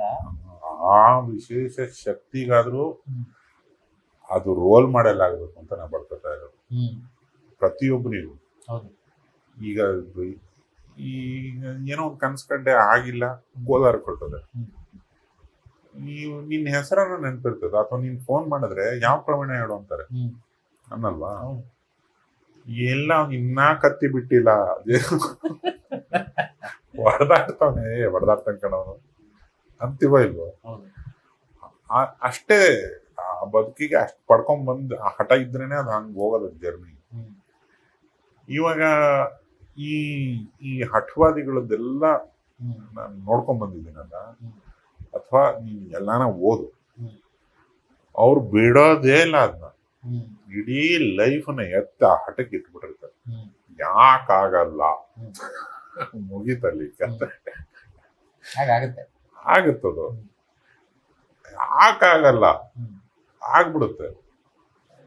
ಇಲ್ಲ, ನಾನು ಪ್ರಯತ್ನ ಪಟ್ಟೆ, ಅವತ್ತು ಬಾಗಿಲು ತೆಗಿಲಿಲ್ಲ, ನಮ್ಮ ಕಾರ್ಪೊರೇಟ್ ಫ್ರೆಂಡ್ ಒಬ್ರು ಒಂದು 5,000 ಸಾಲ ಕೊಡ್ಲಿಲ್ಲ, ಇಲ್ಲಾಂದ್ರೆ ಈ ಜಾಗ ನಾನೇ ತಗೊಂಡ್ಬಿಡ್ತಾ ಇದ್ದೆ, ಇವೆಲ್ಲ ಹೇಳೋದು ಹಗಲ್ ಕನ್ಸ್ ಕಾಣೋದು. ಅಥವಾ ಅದು ಏನೋ ಸಣ್ಣ ಎಸ್ಕೇಪಿಸಮ್ ಎಲ್ರಿಗೂ ಇರುತ್ತೆ. ನಾವು ಮಾಡ್ತೀವಿ, ನೀನು ಮಾಡ್ತೀಯ, ಸೋಲು ಗೆಲುವು ಇನ್ಸಲ್ಟ್ಗಳು ಎಲ್ರಿಗೂ ಇರುತ್ತೆ. ಯಾಕಾಗಲ್ಲ ಅನ್ನೋದಿದೆಯಲ್ಲ, ಅದು ಕೆಲವೊಬ್ರು ಜೀನ್ಸ್ ಅಲ್ಲೇ ಇರುತ್ತೆ, ಇಲ್ಲ ಎಲ್ಲಿಂದನೋ ಇದೇನೋ ಪಂಚಭೂತ ಅದಿದು ಅಂತಾರಲ್ಲ, ಅವುಗಳಿಗೆಲ್ಲ ತೆಗೆದು ಮೈ ಹಾಕೊಂಡ್ಬಿಟ್ಟಿರ್ತಾರೆ. ಅವ್ರು ಹೋಗ್ತಾ ಇರ್ತದೆ, ಅದನ್ನ ಅವನ್ನ ರೋಲ್ ಮಾಡೋದ್ ತರ ತಗೊಂತಾರೆ. ಈಗ ಸುಮ್ಮನೆ ಒಬ್ಬನ ನಾಯಕ ನಟ ಅಂತ ತಗೊಳಲ್ಲ. ಮಾಸ್ ಇದಾರಲ್ಲ, ಜನಸಮಷ್ಟಿ, ಅವರಿಗೆ ಅವ್ರ ಬದುಕಲ್ಲಾಗೋ ಅನ್ಯಾಯಕ್ಕೆ ಯಾರೋ ಒಬ್ರಿಗೆ ಹೊಡಿಬೇಕು ಅಂತ ಇರುತ್ತೆ. ಪಾಪ ಅವ್ರಿಗೆ ಹೊಡೆಯಕ್ಕಾಗಲ್ಲ, ಪರದೆಯಲ್ಲಿ ನಾಯಕ ನಟ ಹೊಡೆದ್ ಬಿಡ್ತಾನೆ. ಹಂಗಾಗಿ ಹೋಗಿ ನಾನ್ ಮಾಡೋ ಕೆಲಸನ ಆ ಕತೆ ಆದ್ರೂ ಪರವಾಗಿಲ್ಲ ಇವ್ನು ಮಾಡಿದ್ದಾನೆ, ಅವಾಗಲೇ ಒಂದ್ ಬಾಯಲ್ಲಿ ಅಣ್ಣ ಅಂತ ಬರೋದು. ಅವನು ಎಷ್ಟು ಅಮಾಯಕ ಅಂದ್ರೆ, ಪ್ರೇಕ್ಷಕ ನಮ್ಗೆ ದುಡ್ಡನ್ನು ಕೊಟ್ಟು ನಾವ್ ಹೇಳೋ ಕಥೆಗೆ ಶಿಳ್ಳೆ ಚಪ್ಪಾಳೆನೂ ಹೊಡೆದು ಆ ಇಡೀ ತಂಡಕ್ಕೆ ಫ್ಯಾನ್ ಆಗಿ ನಾಯಕ ನಟನ್ನ ಪೂಜಿಸಿ ಅವನು ನೋವಿಗೆ ಒಂದು ಪರಿಹಾರ ಕಂಡು ಹಿಡ್ಕೊಂತಾನೆ. ಅದ್ರಲ್ಲಿ ಆ ಪರಿಹಾರನ ಕೊಡ್ಬೇಕಲ್ಲ ನಾಯಕ ನಟ. ಅವನ ವೈಯಕ್ತಿಕ ಬದುಕಲ್ಲಿ ಕೊಡ್ಬೇಕು, ಪರದೆಯಲ್ಲಿ ಕೊಡ್ಬೇಕು, ಹಿಂಗೆಲ್ಲ ಇದಾವೆ. ಕಟ್ಟಬೇಕು, ದೈಹಿಕವಾಗಿ ಏನು ಅಂದ್ಕೊಂಡಿದ್ ತಿನ್ನಂಗಿಲ್ಲ. ಮಂದಿ ನೋಡ್ತಾರೆ, ಒಂದೇ ಒಂದು ಬಿಸ್ಕೆಟ್ ಎಕ್ಸ್ಟ್ರಾ ತಿಂದೆ ಅಂದ್ರೆ ಇಲ್ಲೇ ಅಲ್ಲೇ ಒಂದು ಟೈರ್ ಬರ್ತದೆ ಅಂತಾನೆ ಡಾಕ್ಟ್ರು. ತಿನ್ನಂಗಿಲ್ಲ. ಈ ನಟರ ಜೊತೆ ಊಟ ಕೂತಾಗೆಲ್ಲ ಸಮಸ್ಯೆ. ಅವರು ದೊಡ್ಡ ಪ್ಲೇಟ್ ಇಟ್ಕೊಂಡು ಇಷ್ಟೇ ಎಷ್ಟು ಹಾಕೊಂಡಿರ್ತಾರೆ, ಏನೋ ತಿಂದ್ಬಿಟ್ಟು ಸೈಡ್ಗೆ ಇರ್ತದೆ. ನಾವು ಊಟ ಬರಕ್ ಮುಂಚೆ ನಾನು ನೀರುಳ್ಳಿ ಉಪ್ಪಿನಕಾಯಿ ಹಾಕೊಂಡು ಬಂದ್ಬಿಟ್ಟಿರ್ತೀವಿ. ಪ್ಲೇಟ್ ಇಟ್ಟಿರ್ತಾರಲ್ಲ ಇದನ್ನ ವಿನೆಗರು, ನೀರುಳ್ಳಿ ಉಪ್ಪಿನಕಾಯಿ ಎಲ್ಲ ಇರ್ತಾವಲ್ಲ, ಅವ್ನ ಇನ್ನೂ ಸರ್ವರ್ ತಂದೆ ಇರಲ್ಲ, ಹಾಕೊಂಡು ಇದನ್ನು ತಿಂದು ಅವ್ನ ತಂದಿರೋ ಊಟನೂ ತಿಂದು ಇನ್ನೊಂದು ಎಕ್ಸ್ಟ್ರಾ ಉಪ್ಪಿನಕಾಯಿನೂ ಹಾಕ್ಸ್ಕೊಂಡು ಹೊಟ್ಟೆ ತುಂಬಿತು ಅಂತ ನಾವು ಇದನ್ನ ತ್ಯಾಗ ಮಾಡ್ಬೇಕಲ್ಲ. ಈ ಹೊಟ್ಟೆ ತುಂಬಾ ತಿನ್ನಂಗಿಲ್ಲ, ಆಮೇಲೆ ಹಸ್ಕೊಂಡು ಇರಂಗಿಲ್ಲ, ಏನೇನೋ ಮಾಡಿ ಕೂಲಿ ಕೆಲಸದ ತರ ಬದುಕಬೇಕು. ಅವಾಗಲೇ ಒಂದು ಸಣ್ಣದಾಗಿ ಹೊಟ್ಟೆ ಹಿಂದೆ ಹೋಗುತ್ತೆ. ಇದ್ರಂತ ದುಶ್ಮನ್ನೇ ಇನ್ನೊಂದಿಲ್ಲ ನಟರಿಗೆ. ದೇಹ ಕಾಪಾಡ್ಕೋಬೇಕು, ಕಣ್ಣು ಕಾಪಾಡ್ಕೋಬೇಕು. ಆ ಕಣ್ಣು ಕಾಂತಿ ನೀನೇ ಹೇಳ್ದೆ, ಅವ್ನ ಕಣ್ಣಲ್ಲೇ ಒಂದು ಕಾಂತಿ ಇದೆ ಯಶಿಗೆ, ಅದು ವಿಚ್ ಇಸ್ ವೆರಿ ಇಂಟ್ರೆಸ್ಟಿಂಗ್. ಅದನ್ನ ನೋಡಿ ಬರದ್ರ ನೀನ್ ಕೇಳ್ಬೇಕು ಅಂದ್ರೆ ಆ ಕಾಂತಿ ಆಟ ಉಳಿಸ್ಕೋಬೇಕಲ್ಲಿ. ನಿನಗೆ ಕಂಡಿದೆ, ಪ್ರೇಕ್ಷಕರಿಗೆ ಅದನ್ನ ಹೇಳಕ್ ಬರಲ್ಲ. ಅವ್ನು ತುಂಬಾ ಚೆನ್ನಾಗಿ ಸಿಂಪಲ್ ಆಗಿ ಹೇಳ್ಬಿಡ್ತಾನೆ, ಗಡ್ಡ ಚೆನ್ನಾಗಿದೆ, ಮುಖ ಚೆನ್ನಾಗಿದೆ, ಕಣ್ ಚೆನ್ನಾಗಿದೆ. ಒಂದು ಹುಡುಗಿಗೆ ಇವನ್ನೆಲ್ಲ ಎಕ್ಸ್ಪ್ಲೇನ್ ಮಾಡಕ್ ಬರಲ್ಲ. ಅವನ್ನೆಲ್ಲ ತಜ್ಞರನ್ನ ಕೇಳಿ ಮೇಂಟೈನ್ ಮಾಡ್ಕೋಬೇಕು, ಕವಣ ಎತ್ತಬೇಕು. ಈ ನಿದ್ದೆ ಕೂಡ ಔಷಧಿ ತರ ಮಲಗಲೇಬೇಕು. ಸರ್ ಈ ವಿಷಯಕ್ಕೆ ಅಂದ್ರೆ ಈಗ ಇಲ್ಲಿ ಯಶ್ ಅವರು ಅಂದ್ರೆ ಒಂದು ವಿಷನ್ ನ ಅವ್ರು ಅನ್ಕೊಂಡಿದ್ದನ್ನ ಸಾಧಿಸ್ಬೇಕು ಅಂದ್ರೆ ತಂಡ ಕಟ್ಟುವಿಕೆನೂ ಬಹಳ ಮುಖ್ಯ ಆಗುತ್ತೆ. ಅವರು ಪ್ರತಿ ಸಲ ಹೇಳಿದ್ದನ್ನ ಮಾಡೋದಕ್ಕೆ ತಂಡಗಳು ಕಟ್ಟಿದ್ದು ಹಂಗೆ ಹೇಳ್ದಂಗೆ ತಂಡ ಕಟ್ಟಿದ್ರು ಇಂಥವ್ರ ಕಲೆ ಬರೆಸ್ಬೇಕು ಅಂತ ಇಂಥವ್ರ ಕಲೆ ಬರೆಸ್ತಾರೆ, ಇಂಥವ್ರು ಹಾಡ್ಬೇಕು ಅಂತ ಇಂಥವರೇ DOP ಬೇಕು, ಇದೇ ಕ್ವಾಲಿಟಿ ಬೇಕು, ಇಷ್ಟು ಬಜೆಟ್ ಇದ್ರೂ ಪರವಾಗಿಲ್ಲ, ಇಷ್ಟೇ ಇದನ್ನ ಮಾಡ್ತೀವಿ ಅಂತ ಪ್ರತಿ ಸಲ ತೋರಿಸ್ಕೊಂಡು ಬಂದಿದ್ದಾರೆ. ಟಾಕ್ಸಿಕ್ ವಿಷಯಕ್ಕೆ ಬಂದಾಗ ಅಂದ್ರೆ ಈಗ ರೀಸೆಂಟ್ಲಿ ಇಲ್ಲಿ ನೀವು ಅವ್ರ ಆಂಬಿಯನ್ಸ್ ನೋಡಿದೀರಾ, ನೀವೆಲ್ಲ ಒಟ್ಟಿಗೆ ಕೆಲಸ ಮಾಡಿರೋದ್ರಿಂದ ಅಲ್ಲಿ ಅವ್ರು ಏನ್ ಮಾಡ್ತಿದ್ರೆ ಸರ್, ನನಗೊಂದು ದೊಡ್ಡ ಕುತೂಹಲ ಇದೆ. ಸಿಕ್ಕಿ ಬಹಳ ದಿನ ಆಯ್ತು, ಹೆಂಗ್ ಮಾಡ್ತಿದ್ರೆ ಕೆಲಸ, ಅಲ್ಲಿ ಹೆಂಗಿದೆ ತಂಡ, ಅಲ್ಲಿ ಒಂದು ವರ್ಕಿಂಗ್ ನೇಚರ್ ಹೇಗಿದೆ ಅನ್ನೋದು ನೀವು ಹೋಗಿ ಬಂದಿದ್ದೀರಿ. ಹಂಗಾಗಿ ನನಗೆ ಮುಖ್ಯವಾಗಿ ನಾಯಕ ನಟನ ಸುತ್ತಮುತ್ತ ಕಂಡಿದ್ದು ಕನ್ನಡಿಗರು. ಅಲ್ಲೇ ಅರ್ಧ ಖುಷಿ ಆಗುತ್ತೆ. ಯಾಕಂದ್ರೆ ಹೊರಗಡೆ ಬಂದ್ರೆ ಸ್ಟುಡಿಯೋಗೆ ಹೋಗ್ಬೇಕು, ಸ್ಟುಡಿಯೋದಲ್ಲೆಲ್ಲ ಪರಭಾಷೆ ಬರಹಗಾರರು ಎಲ್ಲ ಪಂಡಿತರುಗಳೇ ಇರ್ತಾರೆ, ಬೇರೆ ಬೇರೆ ಭಾಷೆಯಿಂದ ಎಲ್ಲೆಲ್ಲಿಂದನೋ ಬಂದಿರೋ ಪಂಡಿತರು. ಅಲ್ಲಿ ಆ ಉತ್ತರ ಭಾರತದಲ್ಲಿ ಮುಂಬೈ ಅಂತ ಒಂದು ಮಹಾನಗರದಲ್ಲಿ ಒಂದು ಮಿನಿ ಕರ್ನಾಟಕ ಆತನದ್ದೇ ಒಂದು ವಲಯ ಮಾಡ್ಕೊಂಡಿರೋದು ನಂಗೆ ತುಂಬಾ ಖುಷಿ ಆಯ್ತು. ಆ ಡ್ರಾಮಾ ಟೈಮ್ ಅದಕ್ಕೆ ಮುಂಚೆ ಇದ್ದವರೆಲ್ಲ ಜೊತೆಗಿದ್ದವರೆಲ್ಲ ನೋಡಿದೆ ನಾನು. ಓಹೋ ಇದು ಅವಾಗಿದ್ದ ಇವನು ಇವಾಗಿದ್ದ, ನನಗೂ ಅವರೆಲ್ಲ ಪರಿಚಯ. ಆಮೇಲೆ ನಾನು ಹೋದ ದಿವಸ ಕರ್ನಾಟಕದಿಂದ ಮುದ್ದೆ ಬಂದಿತ್ತು, ನಾವು ದಿನ ಬರ್ತಾ ಇರೋದು ಇಲ್ಲ, ಬಹಳ ದಿವಸ ಆಗಿತ್ತು, ಯಾರೋ ಬರ್ತಾ ಇದ್ರು ತರಿಸ್ದೆ. ರಾಧಿಕಾ ಪಂಡಿತ್ ಅವರು ಸ್ವಹಸ್ತದಿಂದ ಮಾಡಿದ್ರು ಮುದ್ದೆ ನಾವು ತಿಂದ್ವಿ. ಅಲ್ಲೇನೆ ಒಂದು ಕನ್ನಡ ಎನರ್ಜಿ ಫಾರ್ಮ್ ಆಗೋಯ್ತು ನನಗೆ. ಅದರಿಂದ ಹುಟ್ಟಾ ಬಂತದ್ದು ಎಲ್ಲ ಮಿತಿ ಮೀರಿ ನೋಡೋಣ, ಎಲ್ಲ ಗಡಿ ದಾಟಿ ನೋಡೋಣ. ಒಂದು ಭಾಷೆ, ಒಂದು ದೇಶ, ಒಂದು ರಾಷ್ಟ್ರ ಬಿಟ್ಟು ಎಲ್ಲಾ ಕಡೆ ನೋಡ್ಕೊಂತದ್ದು ಒಂದು ಸಿನಿಮಾ ಮಾಡ್ತೀನಿ, ಯಾಕಾಗಲ್ಲ ಅಂತ ಶುರು ಮಾಡಿದ ಸಿನಿಮಾ ಅಲ್ವಾ ಇದು ಅಂತ ಹೇಳಿ. ನನಗೆ ಫಸ್ಟ್ ಲಿರಿಕಲ್ ವಿಡಿಯೋ ಅದು ಹೇಳಿದ್ದಲ್ಲ ಪೋಸ್ಟರ್ ಬಿಟ್ಟು ಇದು ಮಾಡಿದಾಗ ಈ ಪದ ಬಂದಾಗ ನನಗೆ ಅನ್ಸಿದೆ ಸರ್, ಅಂದ್ರೆ ಎಲ್ಲ ಮಿತಿ ಮೀರಿ ಹೋಗೋಣ, ಗಡಿ ದಾಟಿ ನೋಡೋಣ ಅಂದ್ರೆ ಮೆಟಾಫರಿಕಲಿ ಅವ್ರ ಲೈಫು, ಸಿನಿಮಾ ಎಲ್ಲವೂ ಕೂಡ ಗಡಿ ದಾಟಿದೆ, ಮಿತಿ ಮೀರಿದೆ. ಆ ಭಾವ ಆ ಹಾಡಲ್ಲೇ ಮೇಳೈಸ್ತಾ ಇದೆ ಅಂತ ಅನ್ಸಕ್ಷರಾಯ್ತು. ಹೌದು, ಅಲ್ಲಿ ಹಂಗೆ ಶುರು ಆಗಿದ್ದು. ಅಲ್ಲಿ ನೋಡಿದೆ ಒಬ್ಬ ಸಣ್ಣ ಈ ಹೈಟ್ ಒಬ್ಬ ಹುಡುಗ ಕೂತಿದ್ದ ಎಡಿಟಿಂಗ್, ಅವನು ಕನ್ನಡದಲ್ಲಿ ಮಾತಾಡ್ತಿದ್ದ. ಅಲ್ಲೆಲ್ಲೆಲ್ಲೆಲ್ಲ ಎಷ್ಟು ದೊಡ್ಡ ಸಿನಿಮಾ, ಎಲ್ಲ ಕನ್ನಡದವ್ರು ಸೇರ್ಕೊಂಡು ವಾರಿಯರ್ಸ್ ತರ. ಅಲ್ಲದ ಯಾವ್ದೊಂದು ಹುಟ್ಟದಬ್ಬ ನಡೀತು, ಅದು ಕ್ವಿಕ್ ಆಗಿ. ಅಲ್ಲಿಂದ ರೆಕಾರ್ಡಿಂಗ್ ಸ್ಟುಡಿಯೋಗೆ ಹೋದ್ವಿ, ಅಲ್ಲಿ ಗೊತ್ತಾಗ್ತಾ ಹೋಯ್ತು ನಮ್ಗೆ ಎಲ್ಲ ಹುಟ್ಟಿದ್ದು ನಮ್ಮೂರಲ್ಲಲ್ವಾ ಇದು, ತಡಿ ನಾನ್ ನಮ್ಮೂರ್ನ ಬಿಟ್ಟು ಕೊಡಂಗಿಲ್ಲ ಅಂತ ಅಲ್ಲಿ ಅನ್ಕೊಂಡೆ. ಬರ್ಬಿಡ್ತೀನಿ ನೋಡಿ ಇವಾಗ. ಬಟ್ ಎಲ್ಲಾ ಭಾಷೆಯವರು ಹಂಗೆ ಅನ್ಕೊಂಡ್ಬಂದಿದ್ರು, ನಾ ತೋರಿಸ್ತೆ ತಡಿ ಇವಾಗ. ಅಷ್ಟು ಜಿದ್ದಿ ಚೆನ್ನಾಗಿತ್ತು. ನೀನ್ ಕೆಲ್ಸನ ಮಜವಾಗಿ ತಗೊಂಡಾಗ ಅದು ಆಟೋಮೆಟಿಕಲಿ ಬರುತ್ತೆ.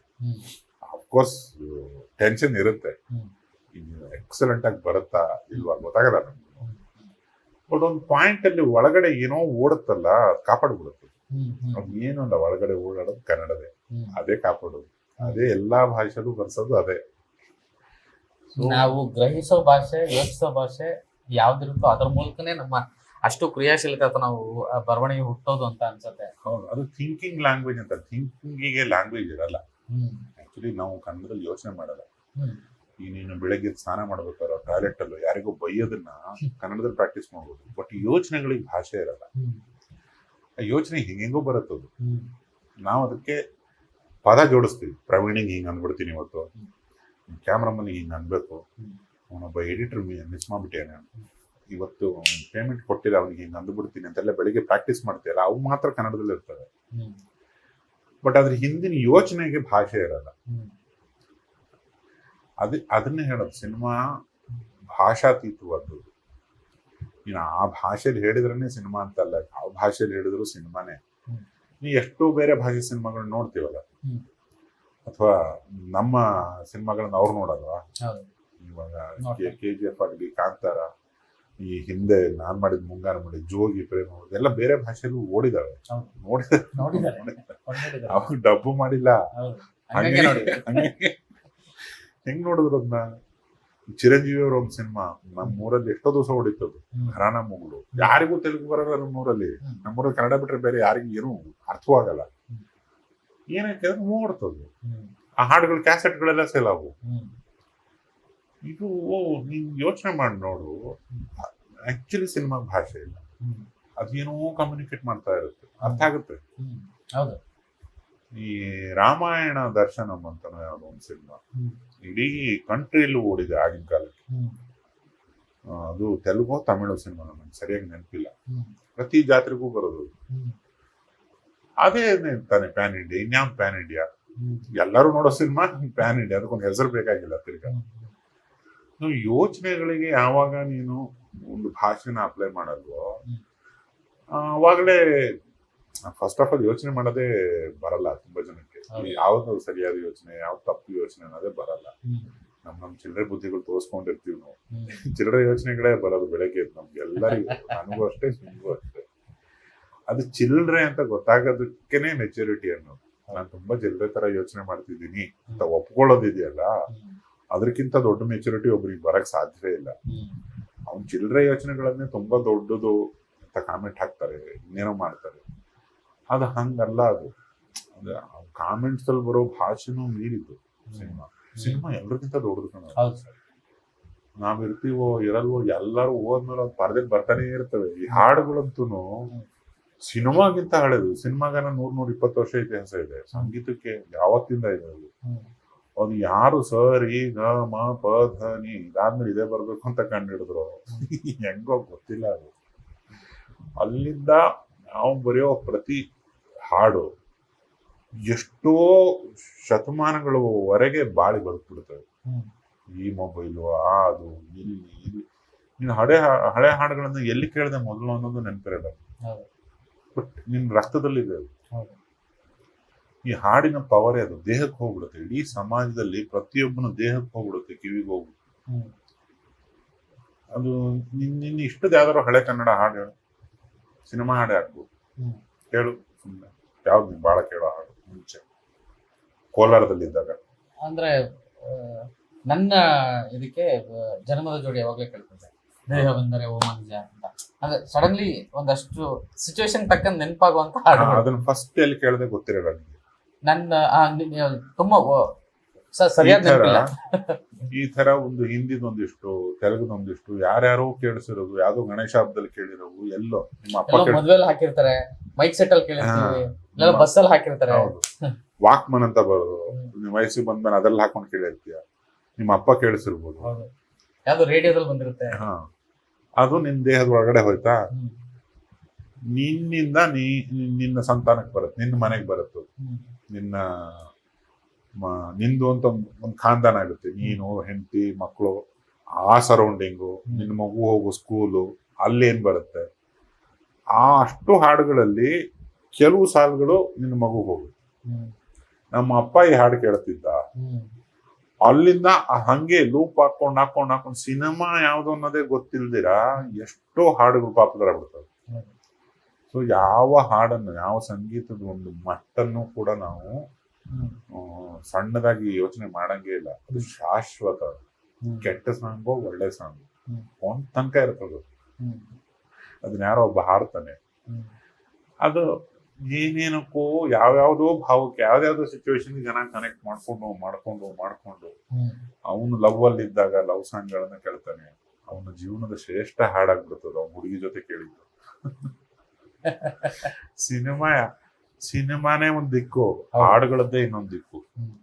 ಎಷ್ಟು ಅಟ್ಟ ಫ್ಲಾಪ್ ಸಿನಿಮಾದ ಹಾಡುಗಳು ಇವತ್ತು ಸೂಪರ್ ಡೂಪರ್. ಹೌದು ಸರ್, ಎಷ್ಟು ಅದು ಅವಾಗೆಲ್ಲ ಏನು ಅನ್ಸಿರಲ್ಲ. ಇವಾಗ ನೋಡಿದ್ರೆ ಅದು ಟ್ರೆಂಡ್ ಅಲ್ಲಿ ಹೋಗ್ತಿರುತ್ತೆ. ಅದು ನಿಜ ಸರ್. ಆಮೇಲೆ ಇನ್ನೊಂದು, ಈಗ ಮುಂಗಾರು ಮಳೆ ಮಾಡೋ ಟೈಮಲ್ಲಿ ಮುಂಗಾರು ಮಳೆ ಈ ತರ ಆಗುತ್ತೆ ಅಂದ್ರೆ, ನಾನು ಏನಕ್ಕೆ ಈ ವಿಷಯ ಕೇಳ್ತೇನೆ ಅಂದ್ರೆ, ಎಷ್ಟೋ ಕೆಲಸಗಳು ನಾವು ಉದ್ದೇಶ ಸರಿಯಾಗಿ ಇಟ್ಕೊಂಡು ಕೆಲಸ ಮಾಡಿದಾಗ ಅದು ರೀಚ್ ಆಗೇ ಆಗುತ್ತೆ, ದೊಡ್ಡದಾಗ ಆಗೇ ಆಗುತ್ತೆ. ಅದು ಯಾವುದೂ ಪ್ರಜ್ಞೆ ಇಲ್ಲದೆ ತುಂಬಾ ಹಾನೆಸ್ಟ್ ಆಗಿ ಒಂದು ಕೆಲಸ ಮಾಡ್ಬಿಟ್ಟಿರ್ತೀವಿ, ಅದು ಮುಂಗಾರು ಮಳೆ ಆಗ್ಬಿಡುತ್ತೆ. ತುಂಬಾ ದೊಡ್ಡದಾಗಿ ಹೋಯ್ತದು, ಇತಿಹಾಸ ಸೃಷ್ಟಿಸ್ಬಿಡ್ತು. ಇವತ್ತು ಇದು ಗೊತ್ತಾಗ್ತದೆ, ಇದು ಇತಿಹಾಸನೇ, ಇದು ದೊಡ್ಡದೇ, ಡೈರೆಕ್ಟ್ಲಿ ನಾವು ಇತಿಹಾಸ ಸೃಷ್ಟಿಸೋಕೆ ಹೋಗ್ತಾ ಇದೀವಿ, ತುಂಬಾ ದೊಡ್ಡ ಕೈ ಹಾಕಿದೀವಿ ಅಂತ. ಈ ಎರಡೂ ಸಿನಿಮಾಗಳಿಗೂ ಅಥವಾ ಎರಡೂ ತರದ ಪ್ರಯೋಗಗಳಿಗೂ ನೀವು ಭಾಗಿಯಾಗಿದ್ದೀರಾ, ಕೆಲಸ ಮಾಡ್ತಿದ್ದೀರಾ. ಏನ್ ವ್ಯತ್ಯಾಸ ಅನಿಸ್ತದೆ ಸರ್? ಅಂದ್ರೆ ಆ ತರದ್ದು ಏನು ಅನ್ಕೊಳ್ದೇನೆ ಏನೋ ಆಗ್ಬಿಡೋದು, ಮತ್ತೆ ಇದು ಗೊತ್ತಾಗ್ತಿದೆ ಇದು ದೊಡ್ಡದಾಗ ಆಗುತ್ತೆ ಅಂತ ಮಾಡಕ್ ಹೋಗ್ತಾ ಇದೀವಿ. ಅಂದ್ರೆ ಆ ಆ ಆ- ಆ ಬರವಣಿಗೆಗೆ, ಆ ಕೆಲ್ಸಕ್ಕೆ ಹೋದಾಗ ಅಲ್ಲ, ನೀನ್ ದೊಡ್ಡದೇ ಮಾಡು, ಹ್ಮ್. ಚಿಕ್ಕದೇ ಎಷ್ಟು ದೊಡ್ಡ ಕೆಲಸನಾದ್ರೂ ಮಾಡು, ಎಷ್ಟು ಚಿಕ್ಕ ಕೆಲಸನಾದ್ರೂ ಮಾಡು, ಕನೆಕ್ಟ್ ಆಗೋದು ಒಂದೇ, ಮುಗ್ಧತೆ, ಇನ್ನಸೆನ್ಸ್. ನೀನ್ ಆ ಮಗುವಿನ ಪ್ರವೃತ್ತಿ ಕಳ್ಕೊಂಡ್ಬಿಟ್ಟೆ ಅಂದ ತಕ್ಷಣ ಅದ್ ಮಿಕ್ಕಿದೆಲ್ಲ ವ್ಯಾಪಾರ ಆಗ್ಬಿಡುತ್ತೆ. ಹ್ಮ್. ಈ ವ್ಯಾಪಾರನ ನಂಬಿ ಸಿನಿಮಾ ಮಾಡೋದು ಅದೊಂದು ಬೇರೆದೆ, ಮೆಥಡೇ ಬೇರೆ. ಹ್ಮ್. ಸಿನಿಮಾನ ನಂಬಿ ಸಿನಿಮಾ ಮಾಡೋದು ಬೇರೆ ಮೆಥಡ್. ಹ್ಮ್. ಎರಡೂ ಗೊತ್ತಿರ್ಬೇಕು ಹ್ಮ್. ನಿನಗೆ. ಒನ್ ಡೇ ಮ್ಯಾಚ್ ಗೊತ್ತಿರಬೇಕು, 2020 ಆಡೋಕ್ಕೂ ಬರಬೇಕು, ಟೆಸ್ಟ್ ಮ್ಯಾಚ್ ಬಿಟ್ರೆ ಟೆಸ್ಟ್ ಆಡೋಕ್ಕೂ ಬರಬೇಕು, ಹ್ಮ್. ಎಲ್ಲಿ ಯಾವ ತರ ಬ್ಯಾಟ್ ಹಿಡ್ಕೋಬೇಕು ಅನ್ನೋದು ಬರಬೇಕು. ಹ್ಮ್. ನೀನಿಲ್ಲ ಅಂದ್ರೆ ಅದೇನೋ ಕಂಪ್ಲೀಟ್ ಅನ್ಸಲ್ಲ, ಹ್ಮ್. ನೀನ್ ಆಟಗಾರ ಅನ್ಸಲ್ಲ. ಹ್ಮ್. ಈಗ ಟೆಸ್ಟಿಗೆ ತಗೊಂಡ್ರೆ ಟೆಸ್ಟಿಗೆ ಆಡ್ಬೇಕು ನೀನು. ಹ್ಮ್. ಟೆಸ್ಟಲ್ಲಿ 300 ಹೊಡಿತೀನಿ, ನಾನು ಹೊಡಿತೀನಿ ಹ್ಮ್. ಅಂತ ನಿಂತಾಡೋ ಕೆಪಾಸಿಟಿ ಬೇಕು. 5 ದಿವಸ ಅದು, ಹ್ಮ್. ಇದು 20 ಓವರಿಗೆ ಬಂದಿದೆ, ಹೌದು. ಇನ್ ಸ್ವಲ್ಪ ದಿವಸಕ್ಕೆ 15 ಓವರಿಗೆ ಇಳಿಸ್ತಾ ಇದಾರಂತೆ, ಹ್ಮ್. ಹ್ಮ್. 4 ಕೂರ್ಸೋಣ ಅಂತ. ಎಲ್ಲದೂ ಗೊತ್ತಿರ್ಬೇಕು. ಮುಂಚೆ ಇರ್ಲಿಲ್ಲ, ಹ್ಮ್. 2020 ಮುಂಚೆ ಇರ್ಲಿಲ್ಲ, ಹ್ಮ್. ಯಾಕಂದ್ರೆ ಜನರ ಹತ್ರ ಟೈಮ್ ಇಲ್ಲ. ಹ್ಮ್. 5 ದಿವಸದ ಕ್ರಿಕೆಟ್ 2020 ಬಂತು. ಹ್ಮ್. 3 ಗಂಟೆ ಸಿನಿಮಾ 2.5 ಗಂಟೆ ಆಗಿ 2 ಕಾಲಾಗಿ ಈಗ 20 ಸೆಕೆಂಡ್ ರೀಲ್ಸ್ ಆಗ್ತದೆ. ಹೌದು. ಟೈಮ್ ಇಲ್ಲ. ಹ್ಮ್. ಬಟ್ ಹಂಗಂತ ಟೆಸ್ಟ್ ಕ್ರಿಕೆಟ್ ಸತ್ತೋಯ್ತಾ? ಇಲ್ಲ. ಹಂಗಾರೆ ಶಾಸ್ತ್ರೀಯ ಸಂಗೀತ ಸತ್ತೋಯ್ತಾ? ಇಲ್ಲ. ಶಾಸ್ತ್ರೀಯ ಸಂಗೀತ ಬೆಳತನಕ ಯಾರು ಕೇಳ್ತಾರೆ ಅಂತ ಹೇಳ್ಬಿಟ್ಟು ಸಣ್ಣ ಸಣ್ಣದ್ ಮಾಡ್ಕೊಂಡು ಏನೇನೋ ಮಾಡ್ತಾನೆ ಇರ್ತಾನೆ ಮನುಷ್ಯ. ಹ್ಮ್. ಬಟ್ ಅವು ಯಾವ ಕಲಾ ಪ್ರಕಾರಗಳು ಸಾಯಲ್ಲ. ಅವು ಹ್ಮ್. ಆ ಮನುಷ್ಯನೇ ಮನುಷ್ಯ ಕಂಡಿಡ್ಕೊಂಡಿರೋ ಯಾವತ್ತೂ ಸಾಯಲ್ಲ. ಹ್ಮ್. ಅವಕ್ಕೆ ಅವಾಗವಾಗ ಬೆಲೆ ಬರ್ತಾನೆ ಇರ್ತದೆ. ಹ್ಮ್.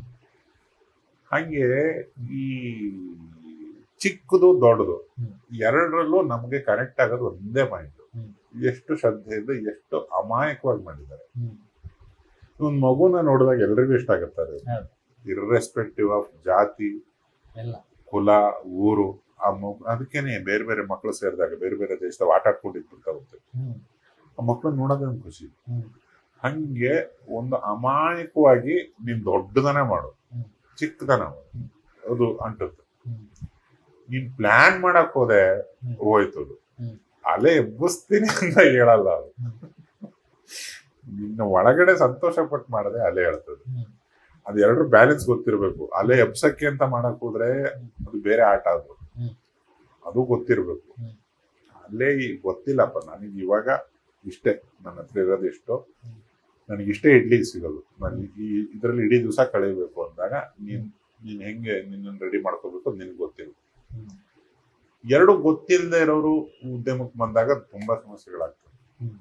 20 ಆಡೋನೊಬ್ಬನೇ ಅವನೇನು 20 ಓವರ್ಸ್ ಮ್ಯಾಚ್ ಮಾತ್ರ ಆಡಕ್ಕಿರ್ತಾನೆ. ಅದನ್ನು 2 ಮ್ಯಾಚ್ ಆದ್ಮೇಲೆ ಅವನು ಖಾಲಿ ಆಗ್ತದೆ, ಸ್ಟೆಮಿನಾ ಇರಲ್ಲ. ಹ್ಮ್. ಆ ತರದ ಸಮಸ್ಯೆಗಳು ಇದಾವೆ. ಹ್ಮ್. ಇನ್ನಸೆಂಟ್ ಆಗಿ ಎಂಜಾಯ್ ಮಾಡ್ಕೊಂಡು ಮಾಡಿದ್ರೆ ಸೋಲೋ ಗೆಲುವ ಅವನಿಗೆ ಗೊತ್ತು ಗುರು. ಹ್ಮ್. ಎಲ್ಲವೂ ಗೆಲ್ಲುತ್ತೆ ಅಂದ್ಕೊಳ್ಳೋದು ತಪ್ಪು, ಎಲ್ಲವೂ ಸೋಲುತ್ತೆ ಅಂದ್ಕೊಳ್ಳೋದು ತಪ್ಪು. ಹ್ಮ್. ಇದು ಗೆದ್ದೇ ಗೆಲ್ಲುತ್ತೆ ಅಂತ ಯಾರನ್ನ ಮುಂಚೆ ಹೇಳ್ತಾರಲ್ಲ, ಹ್ಮ್. ಅವ್ರನ್ನಂತೂ ನಾನು ನಂಬೋದೇ ಇಲ್ಲ. ಹ್ಮ್. ಅದ್ ಹೇಳಕ್ ಹೋಗ್ಬಾರ್ದು, ಪಟಾಕಿ ತರ. ಹ್ಮ್. ಈ ನಿನ್ನೆ ನೆನ್ಪಲ್ಲೂ ಬದುಕಕ್ಕಾಗಲ್ಲ, ಹ್ಮ್. ನಾಳೆ ಕನ್ಸಿಗೆ ಹೋಗಿನೂ ಬದುಕಕ್ಕಾಗಲ್ಲ. ಹೌದು. ಇವತ್ತು ಈ ಕ್ಷಣ Present. ಏನ್ ಕಿಸ್ತು ದಬ್ಬಾಕಿದ್ಯಾ ಈ ಕ್ಷಣ. ಅಷ್ಟೇ ಗೊತ್ತಿರೋದು ನಿಂಗೆ. ಹ್ಮ್. ಇದನ್ನ ಎಂಜಾಯ್ ಮಾಡೋದ್ ಬಿಟ್ಟು ನಾಳೆ ಹಂಗಾಗ್ಬಿಡ್ತದೆ. ಹ್ಮ್. ಸೊ ನಾಳೆ ಇವ್ನು ಗೆಲ್ತಾನೆ, ಇವನಿಂದ ಹೋಗೋಣ, ಗೆದ್ಕುದ್ರೆ ಬಾಲ ಕಟ್ಟಣ, ಇವು ಯಾವ ಆಟನೂ ನಡೆಯಲ್ಲ ಸಿನಿಮಾದಲ್ಲಿ. ಹ್ಮ್. ಸಿನಿಮಾದಲ್ಲಿ ಇನ್ನಸೆಂಟ್ ಆಗಿ ಆ ಮೂಮೆಂಟಿಗೆ ಸಾಯ್ಬೇಕು ನೀನು, ಹ್ಮ್. ಹ್ಮ್. ಆ ಮೂಮೆಂಟಿಗೆ ಹುಟ್ಟಬೇಕು, ಹ್ಮ್. ಅದೇ ಮಜಾ. ಯಶ್ ಅವರು ಒಳಗಿನ ಒಬ್ಬ ರೈಟರ್, ಅಂದ್ರೆ ಆ ಸಣ್ಣದಾಗಿ ಅಲ್ಲಲ್ಲಿ ನಿಮ್ಗೆಲ್ಲ ಸಿಗ್ತಾ ಹೋದಂತಹ ಆ ರೈಟ್ರು ಈ ಸಿನಿಮಾದಲ್ಲಿ ರೈಟರ್ ಆಗಿ ಒಂದು ಕಾರ್ಡು ಕೂಡ ಬಂದಿದೆ. ಅಂಡ್ ನೀವು ಎಷ್ಟರ ಮಟ್ಟಿಗೆ ಅದನ್ನ ಎಕ್ಸ್ಪ್ರೆಸ್ ಮಾಡ್ಬೋದು ನನಗೆ ಗೊತ್ತಿಲ್ಲ. ಸಿನಿಮಾ ವಿಚಾರಕ್ಕೆ ನೀವು ಒಂದಷ್ಟು ಕಂಡಿರ್ತೀರಿ. ಮತ್ತೆ ಈ ಹಾಡು ಸಿಚುವೇಶನ್ ಎಕ್ಸ್ಪ್ಲೇನ್ ಮಾಡಬೇಕಾದ್ರೆ ಗೀತು ನಿರ್ದೇಶಕಿ ಜೊತೆಗೆ ಯಶ್ ಅವರ ಒಂದು ಇನ್ಸ್ಟ್ರಕ್ಷನ್ಸು ಮತ್ತೆ ಆ ಒಂದು ಪ್ರೆಸೆಂಟೇಷನ್ ನಿಮಗೆ ಹೇಳೇ ಇರ್ತಾರೆ. ಅದು ಹೇಗಿತ್ತು ಸರ್? ಒಂಚೂರು ಕುತೂಹಲ. ಅಂದ್ರೆ ಮತ್ತೆ ತುಂಬಾ ದೊಡ್ಡ ರೈಟರ್ಸ್ ಆ ಒಂದು ಬಳಗ, ಇಷ್ಟು ಜನ ಕವಿಗಳು ಒಟ್ಟಿಗೆ ಸೇರಿ ಕೂತಾಗ ಆದಂತಹ ಅನುಭವ ಹಂಚ್ಕೋಬೋದ ಅಂತ. ಅಲ್ಲಿ ಗೀತು ಮೋಹನ್ ದಾಸ್ ಅವರಿಗೂ ಕನ್ನಡಿಗರಲ್ಲ ಅವರು, ಹ್ಮ್. ಅವರು ಮಲಯಾಳಿಗರು. ಅವ್ರದ್ದು ಎಲ್ಲ ಯೋಚನೆಗಳು ಆ ಭಾಷೆಗೆ ಸಂಬಂಧಪಟ್ಟಂಗೆ, ಇಂಗ್ಲಿಷಿಗೆ ಸಂಬಂಧಪಟ್ಟಂಗೆ ಇರುತ್ತೆ. ಆಮೇಲೆ ಬೇರೆ ಬೇರೆ ಭಾಷೆನ ಅರ್ಥ ಮಾಡ್ಕೋಬಲ್ರು ಅವ್ರು. ಅದು ಅವ್ರ ಕನಸಿಗೆ ಅವ್ರಿಗೆ ಒಂದು ಹಾಡು ಏನೋ ಬೇಕು, ಅದನ್ನ ತೆಕ್ಕೊಡೋಕೆ ಪತಿರಾಯರೇ ಇದ್ದಾರೆ ಇಲ್ಲಿ. ಸೊ ಅದು ಅದ್ರ ಬಗ್ಗೆ ಅವರ ಗಮನ ಮಾತ್ರ ಅಮೇಝಿಂಗ್ ಅದು. ಇಡೀ ಸಿನಿಮಾದ ಬಗ್ಗೆ ಒಬ್ಬ ನಿರ್ದೇಶಕಿಗಿರೋ ಗಮನ, ಅದ್ರ ಬಗ್ಗೆ ಈ ನಾಯಕ ನಟ ಅದನ್ನೆಲ್ಲ ನೋಡ್ಬಿಟ್ಟೆ ಈತನು ನಟಿಸಿರೋದು, ನಟಿಸಿ ಆಗೋಗಿದೆ. ಈ ನಾಯಕ ನಟ ಅಚ್ಚ ಕನ್ನಡ ಮೈಂಡ್. ಸೊ ಈ ಕನ್ನಡದಿಂದನೇ ಬೇರೆ ಎಲ್ಲದೂ ಹುಟ್ಟಬೇಕಲ್ಲಿ, ಬೇರೆ ಎಲ್ಲದೂ ಅರ್ಥ ಆಗೋದು ಇದ್ರಲ್ಲೇ. ಈ ಮಜಾ ನನಗೆ ಯಾವ ಸಿನಿಮಾದಲ್ಲೂ ಸಿಕ್ಕಿರ್ಲಿಲ್ಲ. ಇಷ್ಟು ಜನರ ಒಡನಾಟ, ಒಂದು ಹಾಡಿಗೆ ಇಷ್ಟೊಂದು ಪೈಪೋಟಿ, ಒಬ್ರಿಗಿಂತ ಒಬ್ರು ಜಿದ್ದಿ ಬಿದ್ದು ಬರೆಯೋದು, ಆ ಕಾನ್ಕಾಲಗಳು, ಅದನ್ನ ಅಷ್ಟನ್ನು ಕಲ್ತು ಹಾಡ್ತಿದ್ದ ವಿಶಾಲ್ ಮಿಶ್ರಾ. ಆತ ಒಬ್ಬ ಪಂಡಿತ, ಅಸಾಧಾರಣ ಪ್ರತಿಭೆ. ಅದಷ್ಟು ಸೇರ್ಕೊಂಡ ನಂತರ ಒಂದು ಹಾಡು ಅಂದ್ರೆ ಸುಲಭಕ್ಕೆ ಆಗೋದೇ ಇಲ್ಲ. 5 ಭಾಷೆ ಆದ್ಮೇಲೆ ಇನ್ನೇನೋ ಬರುತ್ತೆ. ಅವು ಒಂದೊಂದು ಭಾಷೆಗೂ ಅದರದ್ರದ್ದೇ ಆದ ರಿಪೇರಿ ಇದೆ, ಅದರದ್ದೇ ರೆಂಡಿಷನ್ ಇದೆ. ಅವನು ಅಷ್ಟೂ ಮಾಡ್ಬೇಕಾದ ವಿಶಾಲ್ ಮಿಶ್ರಾ ಅದಷ್ಟು ನೆಟ್ಟಿಗಿದೆಯಲ್ಲ, ನಿರ್ದೇಶಕಿ ನೋಡ್ಬೇಕು. ಅದಷ್ಟು ಹಿಂಗಿದೆ, ಅದು ಇಲ್ಲಿ ಹಿಂಗಿದೆ, ಅಲ್ಲಿ ಹಂಗ ಆಗ್ತಿದೆ, ಇದು ಕರೆಕ್ಟಾ ಸರಿನಾ ತಪ್ಪ. ನಾಯಕ ನಟನಾಗಿ ಯಶ್ ಕೂಡ ನೋಡ್ಬೇಕು.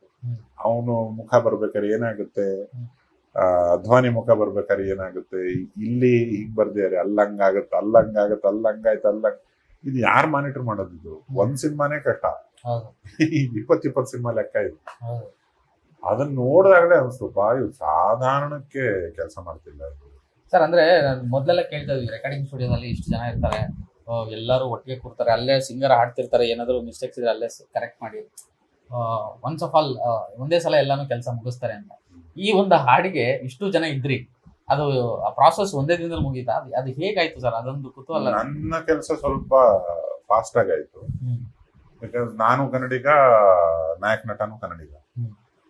ಬೇರೆಯವ್ರದ್ದು ಸ್ವಲ್ಪ ಟೈಮ್ ಸ್ಪ್ಯಾನ್ಗಳು ಹಿಂದೆ ಮುಂದೆ ಆಗ್ತಾ ಇತ್ತು. ಆ ಪರಸ್ಪರ ನೀವು ಕವಿಗಳು, ಈಗ ನೀವು ಸಾಹಿತಿಗಳು, ನೀವು ಒಟ್ಟೊಟ್ಟಿಗೆ ಸೇರಿದಾಗ ಅವರ ಭಾಷೆ, ಅವ್ರು ಬಳಸುವಂತ ಪದ, ನಿಮ್ಗೆ ಹಿಂದಿ ಬಹಳ ಚೆನ್ನಾಗಿ ಗೊತ್ತಿರೋದ್ರಿಂದ, ಸೊ ಹಿಂದಿ ವರ್ಷನ್ ಮಾಡ್ಬೇಕಾದಂತಹ ವಿಚಾರದಲ್ಲಿ ಏನಾದ್ರು ಚರ್ಚೆಗಳು, ಅಥವಾ ತೆಲುಗು ರಾಮ್ ಜೋಗಿ ಶಾಸ್ತ್ರಿ ಅವ್ರು ಕನ್ನಡನೂ ಗೊತ್ತು ಅನ್ಸುತ್ತೆ, ಸೊ ಅವರು ಇಲ್ಲಿದ್ದವರು ಕೂಡ, ಸೊ ಆ ಒಂದು ವಿಷಯಗಳು ನಿಮ್ಮೊಳಗೆ ಚರ್ಚೆ ಆಗಿದೆ. ಮತ್ತೆ ನಮ್ಮ ದಕ್ಷಿಣದಿಂದ ಇಡೀ ರಾಷ್ಟ್ರದ ಮಟ್ಟದಲ್ಲೆಲ್ಲ ಅಂತಾರಾಷ್ಟ್ರೀಯ ಮಟ್ಟದಲ್ಲಿ ನಾವು ಒಂದು ಸಿನಿಮಾ ಕೊಂಡೊಯ್ತಾ ಇದೀವಿ ಅಂತಂದಾಗ ಅದರದಂತಹ ಒಂದು ಹೆಮ್ಮೆ ಒಳಗಡೆ ಇರುತ್ತೆ. ತುಂಬಾ ದೊಡ್ಡದೇನೋ ಮಾಡ್ತಾ ಇದೀವಿ ಅನ್ನೋ ಒಂದು ಮನೋಭಾವ. ಏನ್ ಚರ್ಚೆಗಳಾಯ್ತು ಅಂತ ಎಲ್ರಿಗೂ ಆ ಜವಾಬ್ದಾರಿ ಇತ್ತು. ಇದು ದೊಡ್ಡದಾಗಿ ಏನೋ ನಡೀತಿದೆ, ಆಮೇಲೆ ಕಣ್ ಮುಂದೆ ಕಾಣಿಸುತ್ತಲ್ಲ, ಏನ್ ಕೆಲಸ ಮಾಡ್ತಿದ್ದಾರೆ, ಏನ್ ಕೆಲಸ ಮಾಡ್ಕೊಂಡ್ ಬಂದಿದ್ದಾರೆ, ಅವಾಗಲೇ ನಿನಗೆ ಎನರ್ಜಿ ಫಾರ್ಮ್ ಆಗೋದು. ಇದನ್ನ ಗಬ್ಬಡಿಸ್ಬಾರ್ದಪ್ಪ, ನಾನೇನೋ ಮಾಡ್ಬೇಕು ಇದಕ್ಕೆ ಅಂತ ಪ್ರತಿಯೊಬ್ಬರಿಗೂ ಅನ್ಸಂಗೆ ಒಬ್ಬ ನಿರ್ದೇಶಕಿ, ಒಬ್ಬ ನಾಯಕ ನಟ ಅಲ್ಲ ಅವ್ರು ಮಾಡಿರೋ ಕೆಲಸನ ತುಣುಕು ತೋರಿಸ್ಬೇಕು. ಇಲ್ಲ ಅಂದ್ರೆ ಇವು ಮಾತಾಡೋದೇ ಒಂದು, ಮಾಡ್ಕೊಂಡ್ ಬಂದಿರೋ ಕೆಲ್ಸಕ್ಕೆ ಸಾಕು ಅಂತ ಬಂದ್ಬಿಡುತ್ತೆ. ಅಷ್ಟಿಲ್ದೆ ಅವರು ಕರ್ಸಲ್ಲ. ಅದು ನನಗೆ ಮಜಾ ಕೊಟ್ಟಿದ್ದು, ಅದು ಭಾರಿ ವಿಶೇಷ ಅನ್ಸಿತ್ತು. ಈಗ ಕನ್ನಡದ ಹೆಮ್ಮೆ ಅಂತ ಅಂತೀವಿ, ಒಂದು ಕನ್ನಡದ ಒಂದು ಸಿನಿಮಾ ಹೊರ ರಾಜ್ಯದಲ್ಲಿ, ಇಡೀ ರಾಷ್ಟ್ರದಲ್ಲಿ ಎಲ್ಲೋ ಸ್ಪೆಷಲ್ ಆಗಿ ಓಡ್ತಿರ್ಬೇಕಾದ್ರೆ ನಮ್ಮೂರ್ದು, ನಮ್ದು ಅಂತೀವಿ. ಅದು ಹೇಗ್ ಬರುತ್ತೆ ಅಂದ್ರೆ, ನೀನು ಪ್ರಮೋಷನ್ ಮಾಡಿ ನಾನು ನೀನು ಕುಂತು ಮಾತಾಡೋದ್ರಿಂದ ಬರಲ್ಲ ಅದು, ಅಥವಾ ನಾಯಕ ನಟನೋ ಇನ್ನೊಬ್ನೋ ಕುಂತು ಮಾತಾಡೋದ್ರಿಂದ ಬರಲ್ಲ. ಅವರು ಮಾಡಿರೋ ಸಿನಿಮಾಗೆ ಏನ್ ಕೆಲಸ ಮಾಡಿದ್ದಾರೆ ಅದು ಜನರಿಗೆ ತಾನಾಗೆ ಗೊತ್ತಾಗುತ್ತೆ. ನೀನು ಹೋಗ್ಬಿಟ್ಟು ಅವನಿಗೆ ಸ್ಪೆಷಲ್ ಆಗಿ ಏನೇನೋ ಹೇಳಿದ್ರು ಕೇಳಲ್ಲ ಅವನು. ಅವ್ನು ತೀರಾ ಅಂದ್ರೆ ತೀರಾ ತಿಳುವಳಿಕೆ ಇರೋನು. ಅವನು ಯಾಮಾರ್ಸಕ್ ಹೋದವರೆಲ್ಲ ಮಣ್ಣಾಗಿ ಹೋಗಿದ್ದಾರೆ. ಹಂಗೆ ಯಾಮಾರ್ಸಕ್ ಆಗಲ್ಲ ಅವ್ನು. ಎಷ್ಟು ದಿವಸ ಯಾಮಾರಿಸ್ತೀವಿ?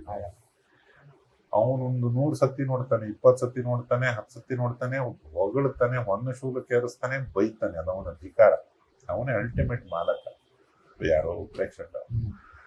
ಅವನಿಗೆ ಅದು ಯಾರು ಹೇಳ್ತಾರೆ ಗೊತ್ತಿಲ್ಲ. ಇದು ನನಗೋಸ್ಕರ ಎಷ್ಟೊಂದು ಇನ್ವೆಸ್ಟ್ಮೆಂಟ್ ಮಾಡಿದ್ದಾರೆ, ನನಗೆ ಯಾಕೆ ಸ್ಪೆಷಲ್ ಆಗಿ ಅವ್ನ ಪಾಪ ಮಾತಾಡಕ್ ಬರಲ್ಲ, ಅವನಿನ್ ನಿನ್ ತರ ಪತ್ರಕರ್ತನೆ ವಿಮರ್ಶೆ ಮಾಡಕ್ ಇಲ್ಲ, ಅವ್ನಿಗೆ ಬರಲ್ಲ ಮಾತಾಡಕ್ಕೆ. ಬಟ್ ಅವನು ಮೈಂಡಲ್ಲೇ ಯೋಚನೆ ಮಾಡ್ತಾನೆ, ಅವನಿಗೆ ಗೊತ್ತಾಗುತ್ತೆ ಇದು ತುಂಬಾ ದುಡ್ಡು ಹಾಕಿದ್ದಾರೆ, ಅಂತೆ ಕಂತೆ ಅಲ್ಲ, ಅವನಿಗೆ ಗೊತ್ತಾಗುತ್ತದು ಅದು ಹೆಂಗೆ ಅಂತ ಗೊತ್ತಿಲ್ಲ. ಆಮೇಲೆ ಇವತ್ತು ಹೆಂಗಿದೆ ಯುಗ ಅಂದ್ರೆ ಇಂಟರ್ವಲ್ ಟೈಮ್ ಇಲ್ಲೇ ಒಂದು ಸಿನಿಮಾಗೆ ಮಿನಿಮಮ್ ಒಂದು 5,000ದಿಂದ 10,000 ಕಾಲು ಫಸ್ಟ್ ಡೇ ರಿಲೀಸ್ ಆಗಿ ಮಧ್ಯಾಹ್ನ ಇಂಟರ್ವಲ್ ಟೈಮ್ಗೆ ಒಬ್ರಿಗೊಬ್ರು ಫೋನ್ ಹೋಗ್ಬಿಡುತ್ತೆ. ಇಂಟರ್ವಲ್ ಅಷ್ಟೊತ್ತಿಗೆನೆ ಚೆನ್ನಾಗಿದೆ ಚೆನ್ನಾಗಿಲ್ಲ ಅಂತ ಥಿಯೇಟರ್ ಇರೋರಿಗೂ ಥಿಯೇಟರ್ ಆಚೆ ಇರೋರು ಅಂತ ಕಾಲದಲ್ಲಿ ಇದೀವಿ. ಈಗ ನೀವೇನೆ ನನ್ನ ಎಷ್ಟೋ ಜನ ಪತ್ರಕರ್ತ ಮಿತ್ರರು ನೋಡ್ಕೊಂಡು ಟೈಪ್ ಮಾಡ್ತಾ ಇರ್ತೀರ ರಿಪೋರ್ಟ್ನ. ಹೋಗ್ಬೇಕು ಬಿಸಿ ಬಿಸಿಯಾಗಿ, ಜನ ತಂಗಳ ತಿನ್ನಲ್ಲ ಈಗ. ಅಂತ ಸ್ಪೀಡ್ ಯುಗದಲ್ಲಿ ಒಂದು ಸಿನಿಮಾ ಯಾಕೆ ಮಾಡಿದ್ದಾರೆ, ಹೆಂಗ್ ಮಾಡಿದ್ದಾರೆ, ಅದು ನನಗೆ ಏನು ಮಜಾ ಕೊಡ್ತು, ಅದಕ್ಕೆ ಅಷ್ಟೊಂದು ಬಜೆಟ್ ಹಾಕಿದ್ದಾರೆ, ಈ ಬಜೆಟ್ ಎಲ್ಲ ಹಾಕ್ತಾರೆ ನನಗೋಸ್ಕರ, ಇದೆಲ್ಲ ಅವ್ರಿಗೆ ನೋಡೋನಿಗೆ ಗೊತ್ತು. ನೀನು ಎಷ್ಟೆಷ್ಟೋ ಬಜೆಟ್ ಹಾಕಿ ಇವ್ನಿಗೆ ಮಜಾನೇ ಕೊಟ್ಟಿಲ್ಲ, ಅದ್ರ ಮಖ ಮೂತಿ ನೋಡಿದ್ರೆ ಬೈತಾನೋ. ನಾನು ನೋಡ್ಕೊಂಡ್ಬಂದು ನನಗೆ ಇಷ್ಟ ಆಗಿಲ್ಲ ಅಂದ್ರೆ ನೀನು ಹೋಗ್ಬೇಡ ಅಂತೀನಿ. ನನ್ನ ಮಾತು ತುಂಬಾ ಕೇಳ್ತೀಯ, ಇನ್ನೊಬ್ಬ ಅಲ್ಪಕ್ಕದಲ್ಲಿ ಕೂತಿದ್ದೆ ನಿಮ್ಮಿಬ್ಬರಿಗೂ ಗೊತ್ತಾಗಲ್ಲ, ನಾನು ನೋಡ್ಕೊಂಡ್ಬಂದು ಹೇಳ್ತೀನಿ ಅಂತ ಒಬ್ಬನಿದೆ. ಇದೆಲ್ಲ ಸೇರಿದ್ದು ಜನಕ್ಕೆ ಹೆಂಗೋ ಗೊತ್ತಾಗುತ್ತೆ. ಅದಾದ ನಂತರ ಅವನಿಗೆ ಹೆಮ್ಮೆ ಆಗುತ್ತೆ.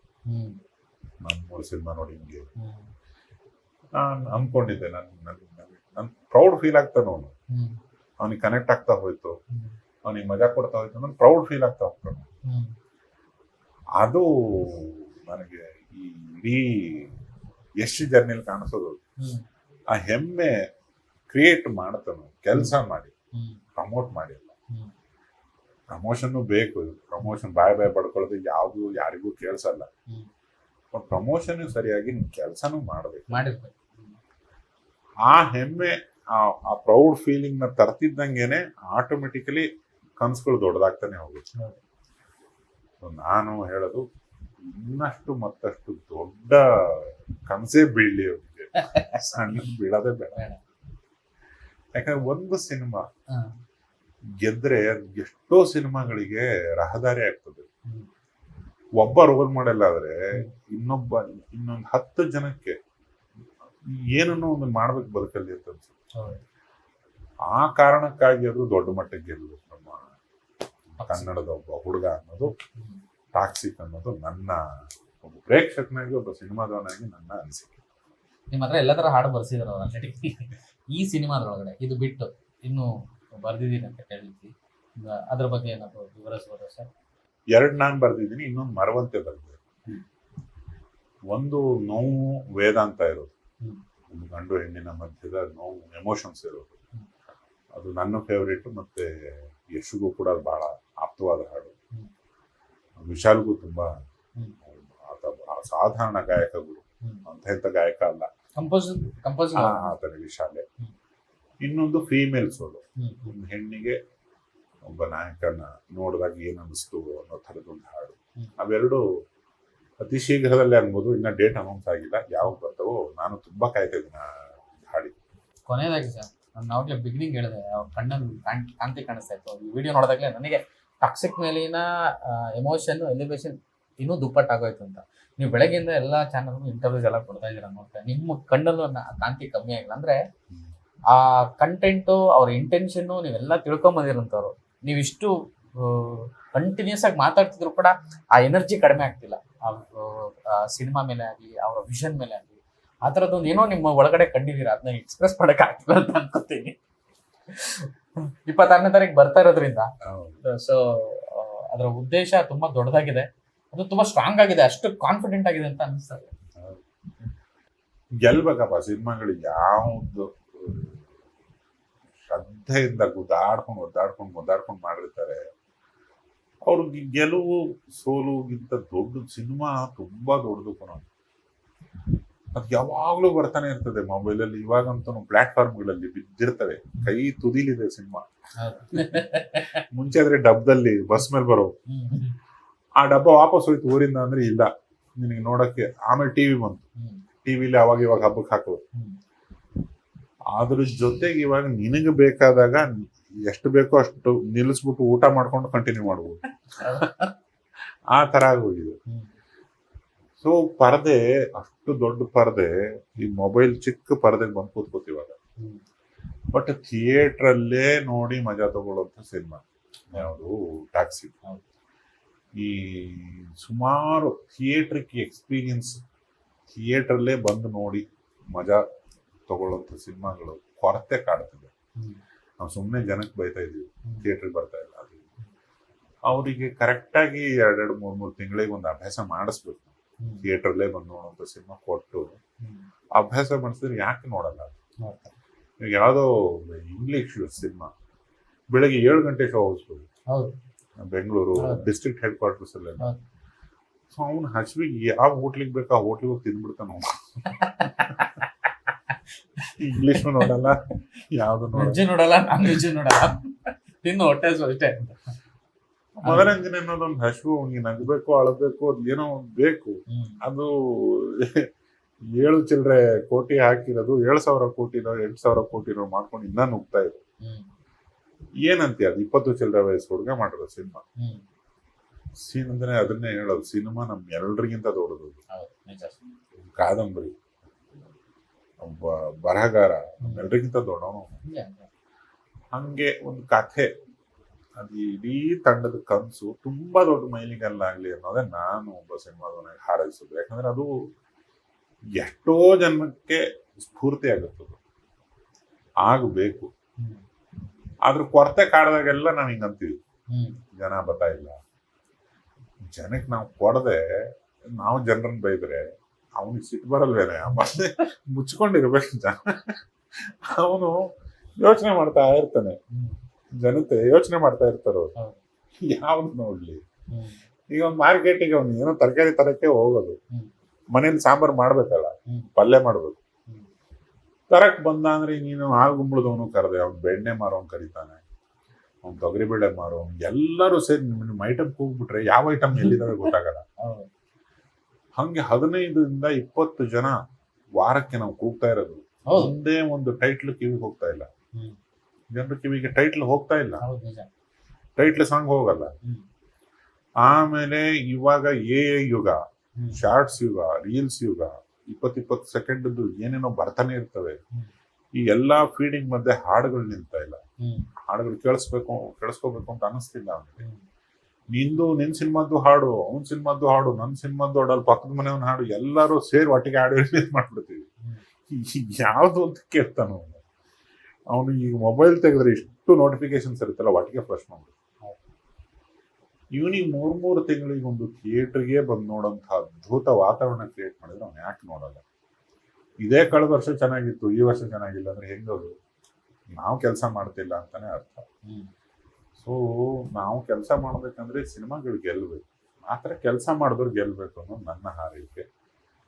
ಸೊ ಕನ್ನಡದ ಹೆಮ್ಮೆ ಮತ್ತೊಮ್ಮೆ ತುಂಬಾ ದೊಡ್ಡ ಹೆಮ್ಮೆ ಆಗಲಿ ನಾಯಕ ನಟ ಯಶ್ ಹಾಗೂ ಇಡೀ ಟ್ಯಾಕ್ಸಿ ತಂಡಕ್ಕೆ. ಕನ್ನಡಿಗನಾಗಿ ಜಾಗತಿಕ ಮಟ್ಟದ ಯಶಸ್ಸನ್ನು ಬಯಸ್ತೀನಿ.